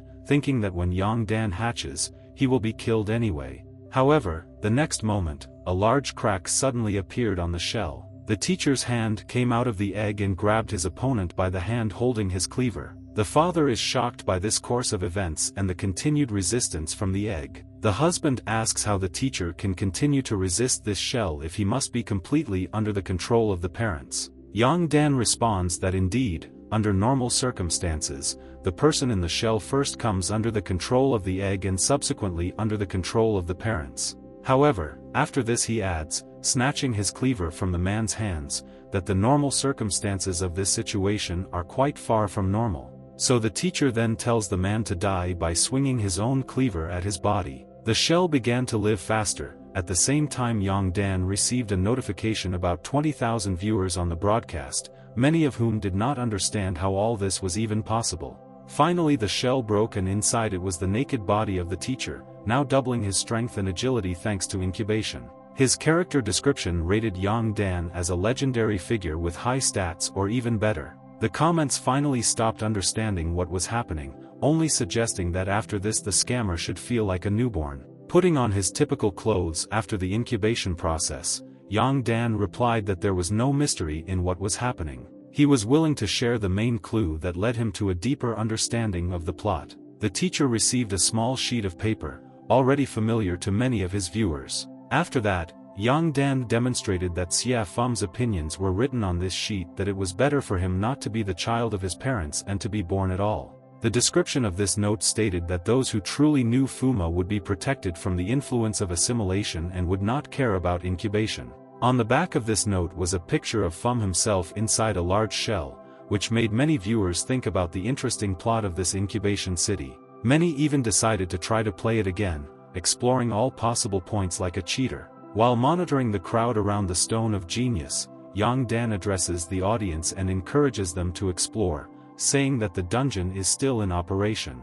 The teacher thoughtfully watches thousands of shells, whose red eyes in turn watch him. Young Dan thinks that he can literally feel the emotions and feelings of everyone who saw Xia Fuma and him during this entire journey. He ultimately identifies two main feelings that dominated everything: great melancholy and hope for salvation. The teacher turns to Fum and says that he really liked his drawing and hopes to see more. Yang Dan calls the guy very talented and asks him to come out to him and talk to him. The shells watch this conversation with fascination and sadness, apparently thinking about whether Fumo can really appear here. The teacher continues to call Xie Fumo, urging him to enter his new life. Numerous memories pass through the shells about the abuse from Fum's life, about how his father promised to starve him if he did not take first place in the exam, about torn books and statements that a future with great achievements cannot be built on art, about the constant repetition of the words that everything that parents do, no matter how cruel, is for the benefit of the unborn child, about numerous images, statements that parents have nothing to be proud of and hot tears, it seemed, every day. In the end, Xie Fumo probably thinks that he has now become what his parents wanted him to be. The stone of genius increasingly illuminates how many glets there are in the surrounding space of the incubation city, hinting that it will all end soon. Yang Dan thought about what kind of nightmares Xie Fumo sees in this shell of his. It was a nightmare that he couldn't stop seeing in his life, the most real of all possible horrors. However, fortunately, the chains of the shell are broken and soon the nightmare will turn into a sweet, pleasant dream. In front of Yang Dan, the figure of Xie Fum appears from a broken gray shell, testifying to the best ending, the sweet dream of a newborn. Fumo turns to the teacher and congratulates him as a guest of Incubation City with a long number and his only true guest. The boy and the teacher are greeted with a handshake. The game alert updates the information in Tang Xian's book, proclaiming Fumo a newborn. Yang Dan asks his interlocutor if after all this he will return to drawing as his favorite pastime. To this, Fumo enthusiastically asks if he can invite the teacher to join his painting process. Yang Dan happily replies that he will have great pleasure in accepting this offer. The guys once again clasp their hands, and for almost the first time a sincere happy smile shines on Fumo's face. So Fumo and Yang Dan decided to start painting together among the remains of the incubation city. Drawing with the teacher, Xie Fumo felt free to talk about how he had been having the same dream for a long time. To this the young man adds that perhaps, with the help of Yang Dan, he is still able to make this dream come true. Drawing together, the teacher and Fumo depicted a family filled with love, with parents holding their child together. When Yang Dan notes that this is a very beautiful, wonderful dream, the guy cannot but agree and only dreamily repeats it. However, the brightness of the moment was interrupted by Fumo's sad question about whether the teacher would soon leave here and leave him. Without waiting for an answer to this question, the guy smiles and says that it is good to meet Yang Dan earlier. Perhaps then Xie Fum did not have to endure so many disappointments in the world around him. The guy's figure begins to disappear along with the whole world of Incubation City and finally says that he wants to give Yang Dan something. The figure disappears and Xie Fumo says goodbye to the teacher, leaving him a small amulet medallion with a blue crystal, the effect of which creates a protective shell for the owner of each copy of Hatch Town. The description stated that Yang Dan was the only salvation for the guy and his will now forever protect the teacher, causing him to cry. The teacher stretches out his hands to this medallion, as to the last thing left after Xie Fum. While wearing this charm around his neck, Yang Dan could not hold back his tears and said that he hoped that Fumo would find the love he deserved in his next life. At this point, a game notification appears in front of the teacher, welcoming him to the end of the story and ending the live broadcast, moving on to scoring calculations. The total number of viewers was 43,000, the highest number of simultaneous stays on the broadcast was 30, of which 96% were positive about the passage. Yang Dan was noted as the strongest newcomer in the first level and had great moments in the second. In addition, the dungeon's exploration rate was 97%, the completion and strength scores were the highest.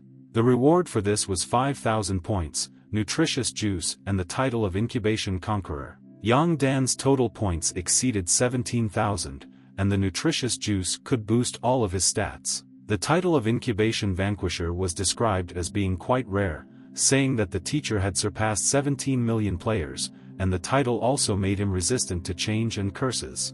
The next notification informed Yang Dan that his title would be available to other players in incubation, and he would be able to send them any message. Having understood this, the teacher immediately understands what message he wants to send to the players. A message from the SS-level scammer Yang Dan said that food destroys people from the outside, and life devours them from the inside. Next, the system asks the guy if he wants to return to the real world, adding that he can spend his points on purchasing new cells that will help extend his life. With a fairly high price tag of 1,000 points for 1 day of life, Yang Dan decides to spend 15,000 to live 2 weeks of normal real life. Yang Dan hits the point exchange button, after which the system tells him how many points he has left and transfers him to real life. The next moment the guy finds himself in his own room, into which a nurse comes in, saying that there is no cure for brain cancer. Carrying a plate with some food, the girl says that only a miracle can help a cancer patient, which, unfortunately, does not exist. Seeing Yang Dan in bed, she did not recognize him as her patient and asked who was in front of her and whether he was a relative of the patient who was lying in that bed. To this the guy just shakes his head, denying the nurse's theory. The girl says that she apparently confused him with someone and says that this patient has the middle stage of brain cancer, but no one has been able to find him for 2 days. The nurse, with anxiety in her voice, says that she doesn't understand such strange patients who could just up and leave. She thinks that perhaps the patient is hoping for a miracle, adding that she does not understand how such a rich country does not provide medicines for terminally ill people. Suddenly the girl notices how Yang Dan is looking at her carefully without much emotion on his face. Somewhat worriedly, the nurse asks if there is something on her face that makes him look like that. Yang Dan replies that he simply thinks the girl's face is very beautiful and therefore admires it. The nurse blushed a little at these words, thinking about the romantic and the fact that this patient was not like those she had seen before. Suddenly she decides to ask why Yang Dan's face seems so familiar to her. To this the guy replies that he is the same patient who can only be helped by a miracle. A few dozen minutes later, Yang Dan was surrounded by a dozen doctors who called him the new wonder of the world, saying that, strangely, his cancer cells had stopped multiplying. In addition, the guy's overall physical health improved significantly. So many doctors believed that they were on the verge of new discoveries in the fight against cancer. Some scientists even decided it was necessary to invite Yang Dan to their research center to conduct certain tests. And at that moment the guy suddenly disappeared, much to the surprise and disappointment of the eminent doctors in his room. Yang Dan quickly left the hospital room, leaving the doctors in a chaotic search and screaming about how they could have dropped him. The guy was walking down the large concrete stairs in his striped pajamas, holding his phone in his hand.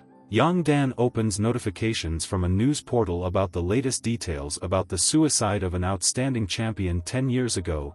The parents of the deceased go to a rally in support of healthy parenting. The guy remembers how much this suicide was discussed. The child, considered a champion, killed himself shortly before the entrance exams. He wrote messages in paint on his body, calling himself second place, expressing hatred and apologizing, and eventually hanged himself.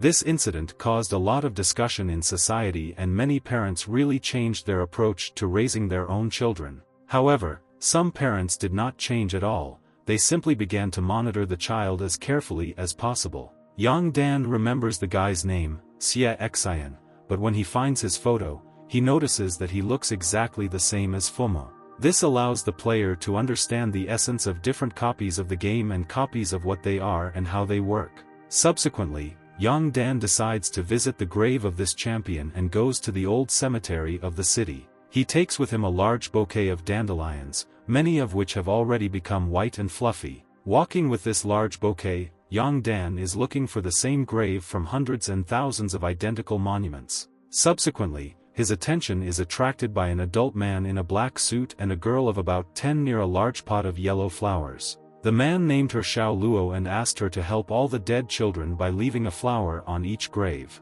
It was surprising to Yang Dan that a man should ask a girl to leave these flowers instead of doing it himself. For some time the guy watches the girl's movements and actions with a surprised expression on his face. Noticing this, Xiao Luo instantly called out to him and irritably asked him what he was looking at. Yang Dan folded his hands somewhat tensely in apology and turned around to walk away from the girl. Meanwhile, Xiao Luo tells his father that the guy looks familiar enough, asking if he could be a scammer. In the end, after some time, Yang Dan manages to find Xie Xian's grave, near which he sees his parents. In tears, both parents begged for forgiveness, saying they didn't appreciate him before and knew it was too late now, but still asking him to forgive them. The father claims that they have harmed him too much, so they do not hope for forgiveness, but if such a desire appears in Xia Xian's soul, they will consider it the highest happiness. After this, both parents claim that they will do everything possible to ensure that such tragedies do not happen in the future. A few minutes later, the couple leaves the grave, supporting each other with words and still unable to hold back their tears. Yang Dan finally arrives at the grave and addresses the guy as Fum, saying that he brought him flowers. Laying a bouquet on the graves, the guy expresses the hope that in the next life the deceased will look like a dandelion. Yang Dan claims that Xia Fum or Xia Xian's soul is now free from nightmares, like a dandelion flying in the wind. Looking at the grave, the guy hears a young male voice that calls out to him as Yan's teacher. As he turns, Yang Dan sees Xia Xian's smiling figure in front of him and asks if he is really him. The guy with surprise on his face says that the man is mistaken and he is not Xia Xian. However, immediately after this he admits that he is indeed very, very similar to the deceased champion. And that's why when he comes here with his parents to clean the graves of his ancestors, Xia Xian's parents are very scared of him. Two of this guy's parents also appear before Yang Dan, whose appearance surprises and a little frightens him. To him, they look like Xia Fumu's altered parents with polite smiles on their faces. However, the parents subsequently speak with great concern to their son, giving him time to talk and leaving a water bottle. Yang Dan is trying to understand why all three in this family are so similar to Xia Fumu's family and not similar to them at the same time. Suddenly he sees a guy handing him a bottle of water with a smile, not really understanding what it is for. Yang Dan politely declines, saying that he just needs to leave flowers for a friend, but he will leave. However, the guy insists, saying that he and his parents accidentally bought an extra bottle of water. To this he adds with a smiling face that if Yang Dan can't just take it, he can exchange it. Yang Dan agrees to barter and asks what the guy wants, to which he replies that he wants a dandelion. He believes that these flowers are very beautiful and interesting in their two different forms, both yellow and white. Yang Dan looks at the bouquet, equally divided into yellow and white dandelions, thinking about something. After that, he hands the bouquet to the young man, briefly saying that this is the last bouquet and just as briefly bidding him farewell. The guy is very happy about this exchange and thanks for the flowers, while Yang Dan almost indifferently claims that there is nothing to thank for and says goodbye. Opening the water bottle, he thought that everything he had seen, parental love and care, personal confidence, looked like Xia Fumu's dream. Yang Dan tests the waters and continues to reflect on this situation with the strange encounter in the old cemetery. Seeing someone who looked so much like Fuma, he comes to the conclusion that now that guy's soul has truly been freed. And with this understanding, the illusion of good parents in Xia Fum's dream was destroyed, and his wish was fulfilled. In his universe, only a bouquet of dandelions remained, half of which were still blooming yellow, and the other was already ready to fly away into the world. And so Xia Fumu inhales the aroma of these beautiful flowers and finally says goodbye to teacher Yang Dan. With this, he blows white flowers flying into the beautiful blue sky, as if becoming the only ones with large white clouds. A few days later, Yang Dan realizes that his healthy life is beginning to end and realizes that he needs to return. The system claims that the player has successfully activated a copy of the game and prompts them to enter the agreeing playing area. As Yang Dan agreed, 3 rings of amazing energy appeared around him, burning with a blue flame, like fantastic magic. And so, after a few seconds the guy's room became empty again, as it was before, leaving only the wind blowing the curtains. Yang Dan appears on the playing area to a fanfare of notifications from the system, asking for applause for the newly reappeared rascal on the stage. People were surprised by this simple fact, talking about how he had disappeared for half a month and how they thought he was unlikely to return. Instantly a whole crowd went to the rascal with various selfish goals in mind and at a very dangerous speed. A few seconds later, Yang Dan was surrounded by dozens of players who wanted to acquire his ability at any cost. To this, the swindler only fearfully wondered if he had ended up in some kind of wrong world of copies, where there were a lot of people around. The next moment, Yang Dan feels a small blow on his back and then a hand on his shoulders and thinks that someone is planning to kill him. This man turned out to be the infamous doctor, who said that he had finally found the fraudster, but he did not know who was in front of him at all. Yang Dan sees that the doctor is aiming at his back again and realizes that he cannot avoid the blow, so he decides to defend himself. Realizing that he must attack first, the fraud, out of habit, materializes his old captured cleaver, which once belonged to Xie Feng's father. Next, Yang Dan swings this same cleaver at the doctor as an attempt to prevent a blow in his direction.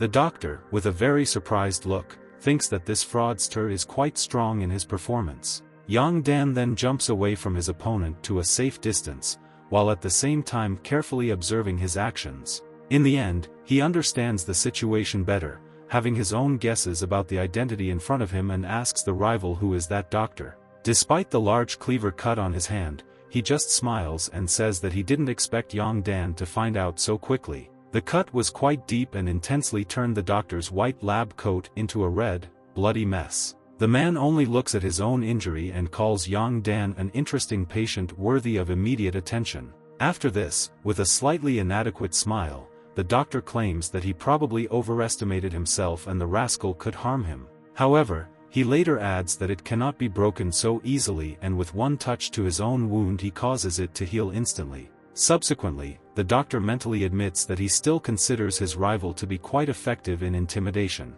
Yang Dan, meanwhile, decides to ask about the reasons why this man was looking for him specifically. The doctor extends his hand with a smile and says that he wants to make friends, adding that there is no need for great reasons for this. Yang Dan sees that this man does not have a weapon in his hands, thinking that he saw something like a dagger, it seemed to him. The crowd chatters about this strange proposal, saying that the guy probably won't dare refuse the doctor. Yang Dan really reaches out, thinking that if everyone expects him to be afraid, then he shouldn't break such expectations. Squeezing hands with the doctor and approaching him, the guy says that he knows his properties panel. Smiling, he thinks that his new friend's true talent is called spirit words. The doctor receives a system notification that his ability has been revealed and identification has been completed. Yen Dan receives a notification that the doctor player panel has become available to him. A system message was heard throughout the entire playing area, talking about Ling Qi, the doctor, with a detailed description of his talent.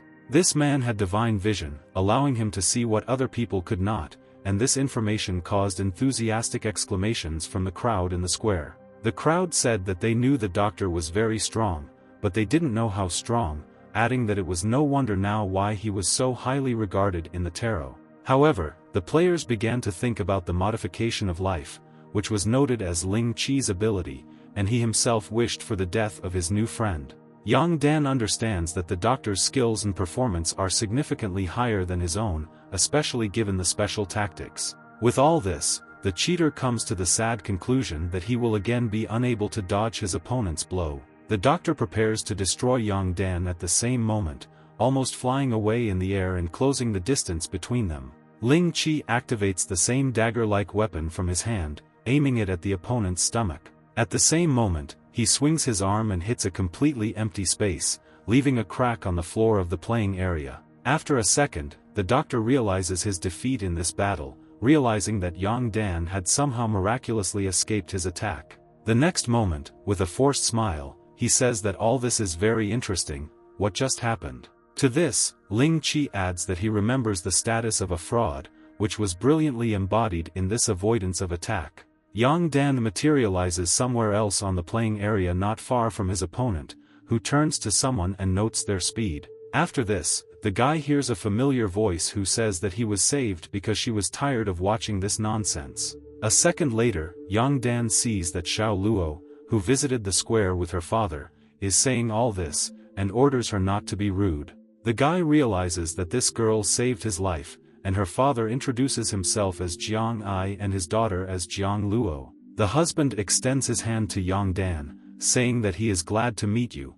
The same introduces himself as a fraudster and thanks him for saving him. After this, the guy asks if they were at the old Anlin cemetery and talked to him. The father confirms this, saying that he did not expect fate to bring them together again, while Law notes the guy's good memory. Yang Dan sincerely asks why the two decided to give him salvation from the doctor's powerful attack. Lo enthusiastically points her finger at Ian, which her father immediately forbids her to do, and claims that she likes people who do not give up even with external weakness. The father claims that they recently ended up in the same copy, where the situation was somewhat unusual, since no one wanted to unite with them. To this, Jiang Luo says that everything happened this way because everyone there was too weak for them. To this the girl adds that it is enough to talk about it, otherwise she will be offended by her dad. To all this, Yen Dan replies that he just wanted to get into the new copy of the game, asking which copy these two are playing. Hearing this,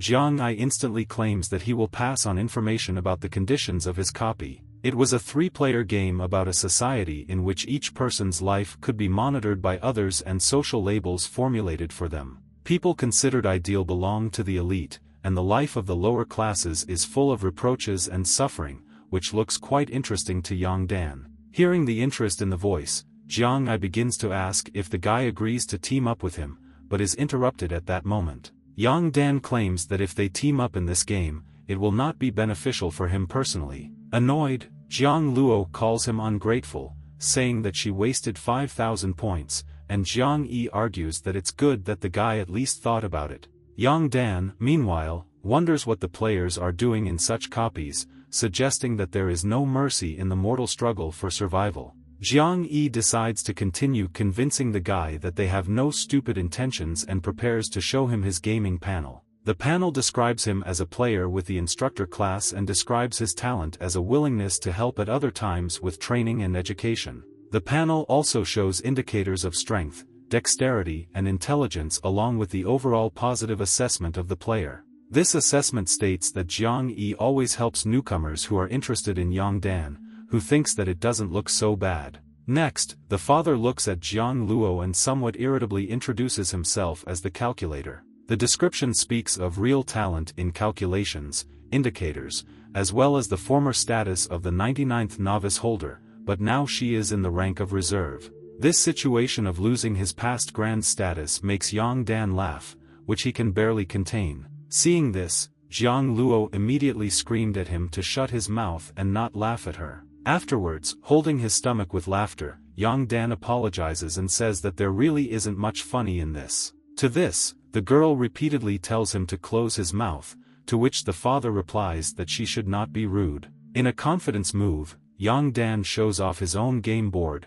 asking why they think the doctor attacked him. Jiang Luo loudly took a bite out of her pink spiral lollipop and began to explain. All this is because, according to her, Yang Dan poses a great threat to the 100th novice holder as a powerful competitor. To this, the guy only repeats the girl's last words, unable to understand how it all works and why he is already competing with someone. Jiang Luo, with a joyful expression on his face and gestures, understands that Yang Dan knows nothing about this, so he prepares to explain with great pleasure. The girl stands in front of the guy and says that she will tell him everything as the second contender for the status of the owner of the newcomers. A particular copy evaluates many of the newcomers participating in it, compiling a certain rating. As a result of this evaluation, the winner of the newcomers is selected based on the best results. Once a rookie's score reaches 3,000, he can easily become a contender for this status if he so desires. The one who scores the most points out of all applicants within 3 months will become the owner of the newcomers and receive a bunch of rewards. Since the fight for this title never stops, the attention of the masses of players is always focused on the owner of the newcomers. The doctor or Ling Qi has the same indicators as Yang Dan, but in this copy he tries to increase them with the help of tarot. With this, Jiang Luo comes to the conclusion that the doctor wants to kill Ian precisely because of this, because of the great competition for the position of holder of the newcomers. In the end, all other significant contenders for this title somehow joined certain groups and clans. However, Yang Dan is a new headache for the doctor, who is trying to take his place as the holder of the newcomers. Jiang Luo concludes his explanation by saying that the rascal can turn to her father, whose talent allows him to learn a lot about the copies. The father supports this, saying that if Yang Dan does not understand something, he can easily ask him without additional rituals. Jiang Yi touches Rascal's forehead, which causes a small blue light to appear, which seems to be full of small white specks like stars.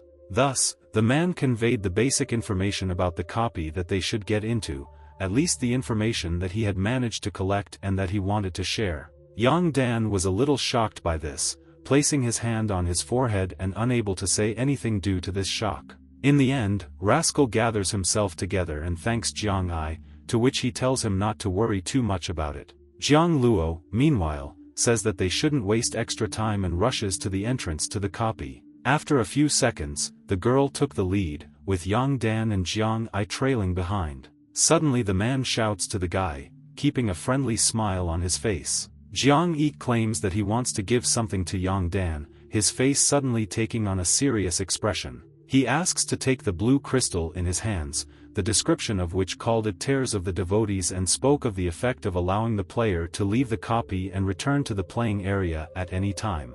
A more detailed description consisted of poetic text that only spoke of the ability to escape when a traitor's tear falls on the player, also denoting the artifact's source as unknown.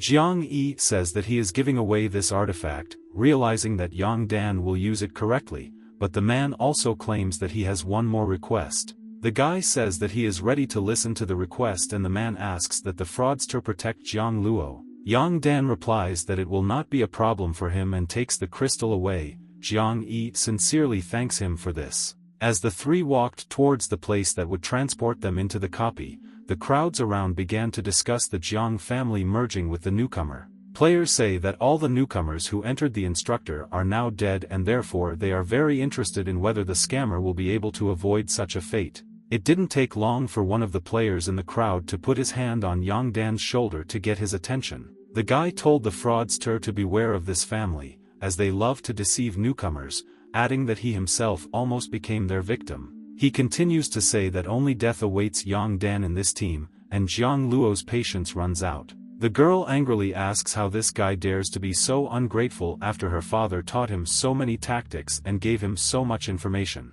Another man claims that they only remind Yang Dan that he can become a victim at any time. All these sharp and painful words provoke Jiang Luo to become even more angry, but the anger is still powerless. The next moment, Yang Dan throws back the guy's hand on his shoulder, reflecting it with his palm. The scammer says that people in this place are too evil and that you shouldn't say that about others. The guy replies that Yang shouldn't believe him, while Jiang Luo chuckles and triumphs over him. The girl gives the fraud a friendly push and says that everything will be fine and they will successfully complete this copy. To this she adds that others should be jealous that they didn't get into their company. Jiang Yi still doesn't want to make a big noise, so he orders both his daughter and Yang Dan to be quieter. Jiang Luo says that he will call Rascal his little brother, since in this copy he will definitely be worse than her. Yang Dan, with a somewhat tense, forced smile, says that so be it. And so the instructor, the calculator and the cheater prepare to enter a new copy of the game with special rules.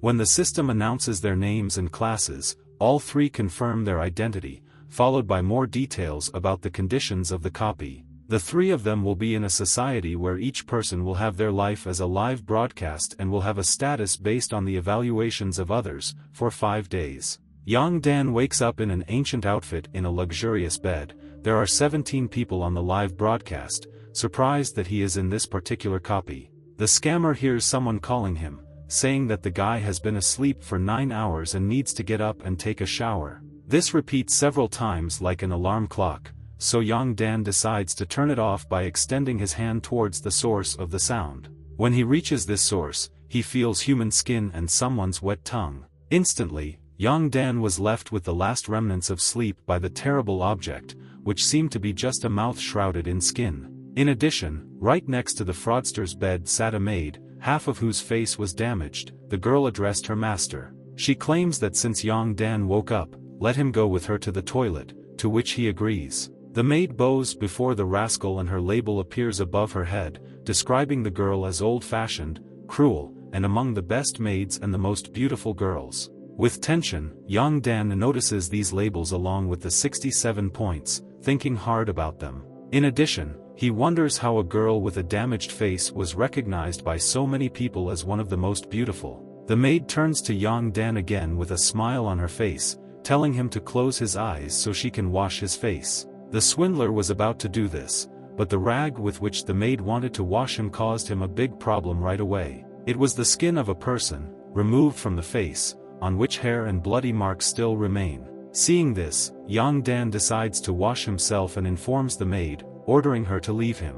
The comments, meanwhile, were chuckling about what was supposed to happen with this scammer's answer, which frankly made him wary. The maid came closer and, with a calm and somewhat ominous expression on her face, said that she thought her master still needed her. Young Dan thought that the maid's voice had become very strange, and he also didn't understand why they were acting more like partners rather than master and servant. The scammer decides to take a chance and condescendingly asks the girl if she dares to doubt his decisions, telling her not to force him to repeat himself. Young Dan believes that she is simply testing the limits of what is allowed in this game, so she adds that if the maid does not comply, she will know what to expect. In the end, the maid submits and in a somewhat tense tone says that she will go on working, asking to call her if anything is needed. At this point, the girl leaves the room, which is closely watched by Young Dan. The comments at this time claim that they would expect nothing less from the fraudster, but something else catches his attention. On the panel with labels belonging to this maid,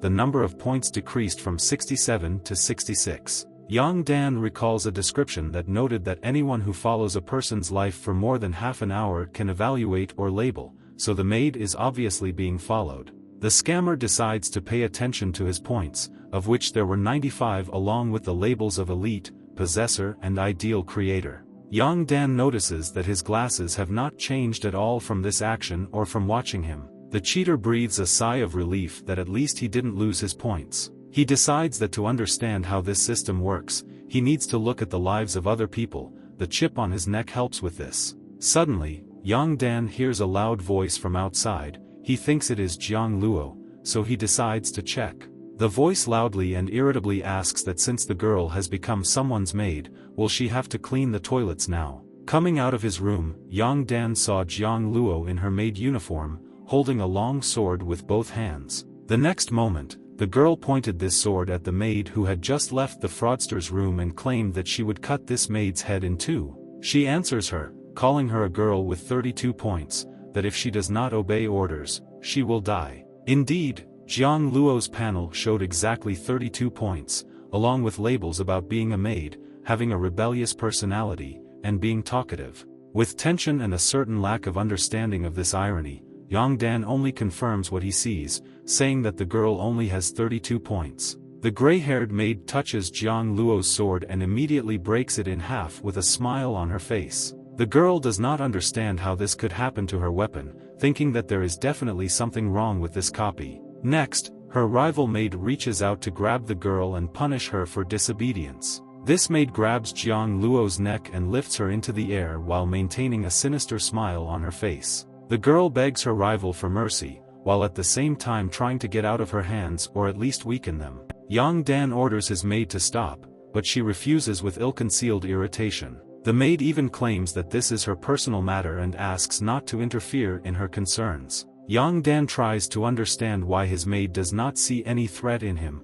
remembering that he has repeatedly emphasized his demands. This leads him to believe that the determination of the points is not so easily calculated and is not the only force in this copy. After a few seconds of hesitation, Young Dan states that if this is the maid's personal matters, then he really isn't going to interfere. The maid herself thinks that Mr. Yang is underestimating her, thinking that it will be good if he continues to not notice anything. Meanwhile, she continued to strangle Jiang Luo, ordering her to die and telling Rascal to look at this powerlessness that she liked so much. The maid continues to talk, enjoying the suffering of her subordinate and the sounds of agony. The comments, meanwhile, were surprised by the fact that the fraud had given up trying to save the calculator so quickly and also that Jiang Luo could have died so quickly. With tears in her eyes from pleasure, the gray-haired maid told Young Dan to look at the dying girl in her arms. However, in the next moment, not a trace of this pleasure remained, only disappointment and pain. The maid lets go of Jiang Luo, becoming a fountain of blood. The girl finally exhales peacefully. The maid herself begins to fall with a wounded neck, from which blood is still flowing, scattering throughout the room. She subsequently falls down with a knife in her neck and sees Jiang Luo opposite her with a slight smile on her face. The maid tries to call out to Pan Yen in a weak voice, but he only says that he doesn't like what she's doing. With a trace of blood on his face, the cheater adds that these 66 points are starting to annoy him. Young Dan pulls a knife from the gray-haired maid's neck and says that she should have been quieter. The fraudster asks the already dead maid why she didn't close her eyes, while simultaneously removing the blood from her face. Next, he closes the eye of the maid who is able to close, saying that he is helping her in this way. With that, Yang Dan gets up and orders the maid to rest and not shout like that anymore. Meanwhile, there were more than 4,000 viewers on the broadcast, discussing the cruelty of the fraud and his help to Jiang Luo. The girl herself, still holding her neck, sincerely asks if she has wonderful talents. Yang Dan agrees, realizing that one of the talents is hiding information, the so-called digitization, which can also be used as telepathy. When the fraudster saw Jiang Luo in the maid's arms, the girl telepathically conveyed to him a message that she was fine, offering to act out the scene, trying to find out the reasons for the maid's behavior. The next moment, they received a system notification that they had reached the 5th level as a result of the successful implementation of their plan. Jiang Luo conveys the message that since their conversations cannot be secret, it is better to exchange information telepathically, to which Yang Dan agrees. The girl thought about how she could become a maid and a rascal aristocrat, to which he replies that perhaps she treated people poorly. This answer irritates him, but Jiang Luo says that she has more or less figured out the playing conditions of this particular copy. Thanks to the girl's talent, her sword was transformed,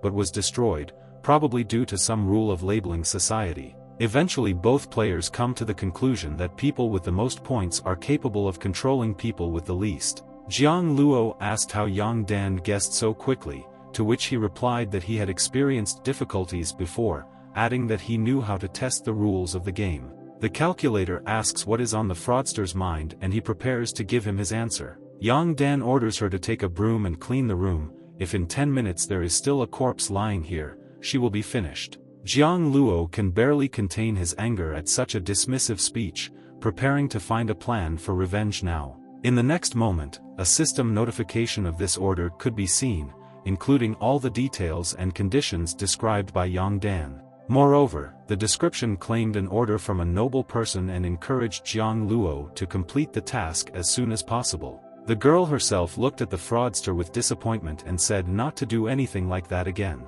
With this, Jiang Luo's labels changed, lowering her scores and calling her vulgar trash, much to her shock. This provokes the girl into great anger, accompanied by expressive gestures, and in the end Yang Dan agrees to help her. And because of this, the fraudster also loses 1 point out of his 95, the calculator only chuckles slyly. Yang Dan suddenly lets her go and speaks rudely about whether she heard his order. The enraged calculator telepathically relays a message to the fraudster, asking how he dares behave like this. Yang Dan only answers the question of what she can offer him in return for these actions, keeping a polite smile on her face. The scammer says that Jiang Luo only has 9 minutes left to carry out the order, otherwise she will die. The angry girl thinks about who this fraudster is to allow this to happen to her. However, she still follows the order and takes the corpse with one hand, noting that it is surprisingly light, so there is no problem in completing the task.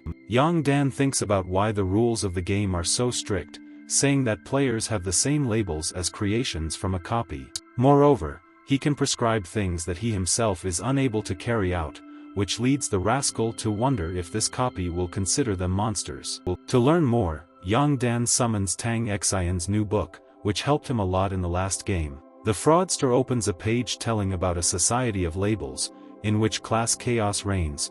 The only principle is the constant surveillance of everyone's lives. This all leads Yang Dan to think that, of course, the players would be considered monsters in such a copy. As a result of the transmitted telepathic messages, Jiang Luo asks that the steeper the label, the higher the person in terms of points and status. In addition, depending on certain integrations, people are divided into different categories or classes. Yang Dan states that there are most likely 3 sections, the lower class from 1 to 33 points, the middle from 34 to 66, and the higher from 67 to 99. The fraudster understands that he cannot control behavior, but he has the right to give out the order of performing certain specific tasks. He further reflects on the fact that the maid did not comply, apparently because she lacked Yang Dan's powerful labels, concluding that he should try to change the label. Telepathically, the fraud forwards a message to Jiang Luo, asking her if she noticed anything strange in this room. Among such strange things, Yang Dan was referring to, for example, a real human skull that stood on the coffee table as decoration. In the next telepathic message, the fraud expresses the opinion that there may indeed be no laws in this society. On one of the tables one could find skin from a human face, which the maid had previously wanted to wash Yang Dan with. Suddenly, the two players hear someone enter their house, telling each other to be careful. From the door, filled with red or masks, or spirits, or cells, a woman's voice sounded, begging not to let her die. The woman continues to scream, claiming she didn't cheat, asking her to check her records to make sure. A pregnant naked woman is thrown out of this portal. A male voice calls her a 21-pointed Schlendra and orders her to shut up and do as she is told. The man with elements of hair on his head argued that it was not his fault that the woman had to leave. He claims that he will send her to Lord Yang Dan so that something good can come out of her. And at that moment the man throws her through the door, after which the woman falls to the ground, her panel labeling the girl as a whore and a resource along with other obscene labels. Her score is 21. The girl's fall causes a great loss of blood, causing her to scream for her unborn child. A woman screams in pain with rivers of tears running down her face, covering her naked body with her hands and hair. She screams at a man who, after a long relationship, wants to just leave her dead because of all these damn labels, talking about how inhumane this decision is. The man says that he could let the girl go, but society would not come to terms with her existence. He also adds that he doesn't know who the child is from, but it's definitely not from him. His panel is shown with 91 points and the label of a righteous man and a promoter of positivity. The man turns to netizens and says that he will sentence this woman to death with his own hands, swinging a bat. With a sinister smile, he says that let Yang Dan decide what to do with this girl. The man turns to the fraudster and asks him to show all his characteristic creativity and imagination. Jiang Luo conveys the message that there are evil people among the elites, asking what Yang Dan is going to do. A definite idea of what he plans to do has already appeared in the fraudster's head. Yang Dan bows to the man and says that he is glad to serve, which causes misunderstanding among the viewers of the broadcast. They claim that if the fraud uses this method, then the girl will definitely not survive.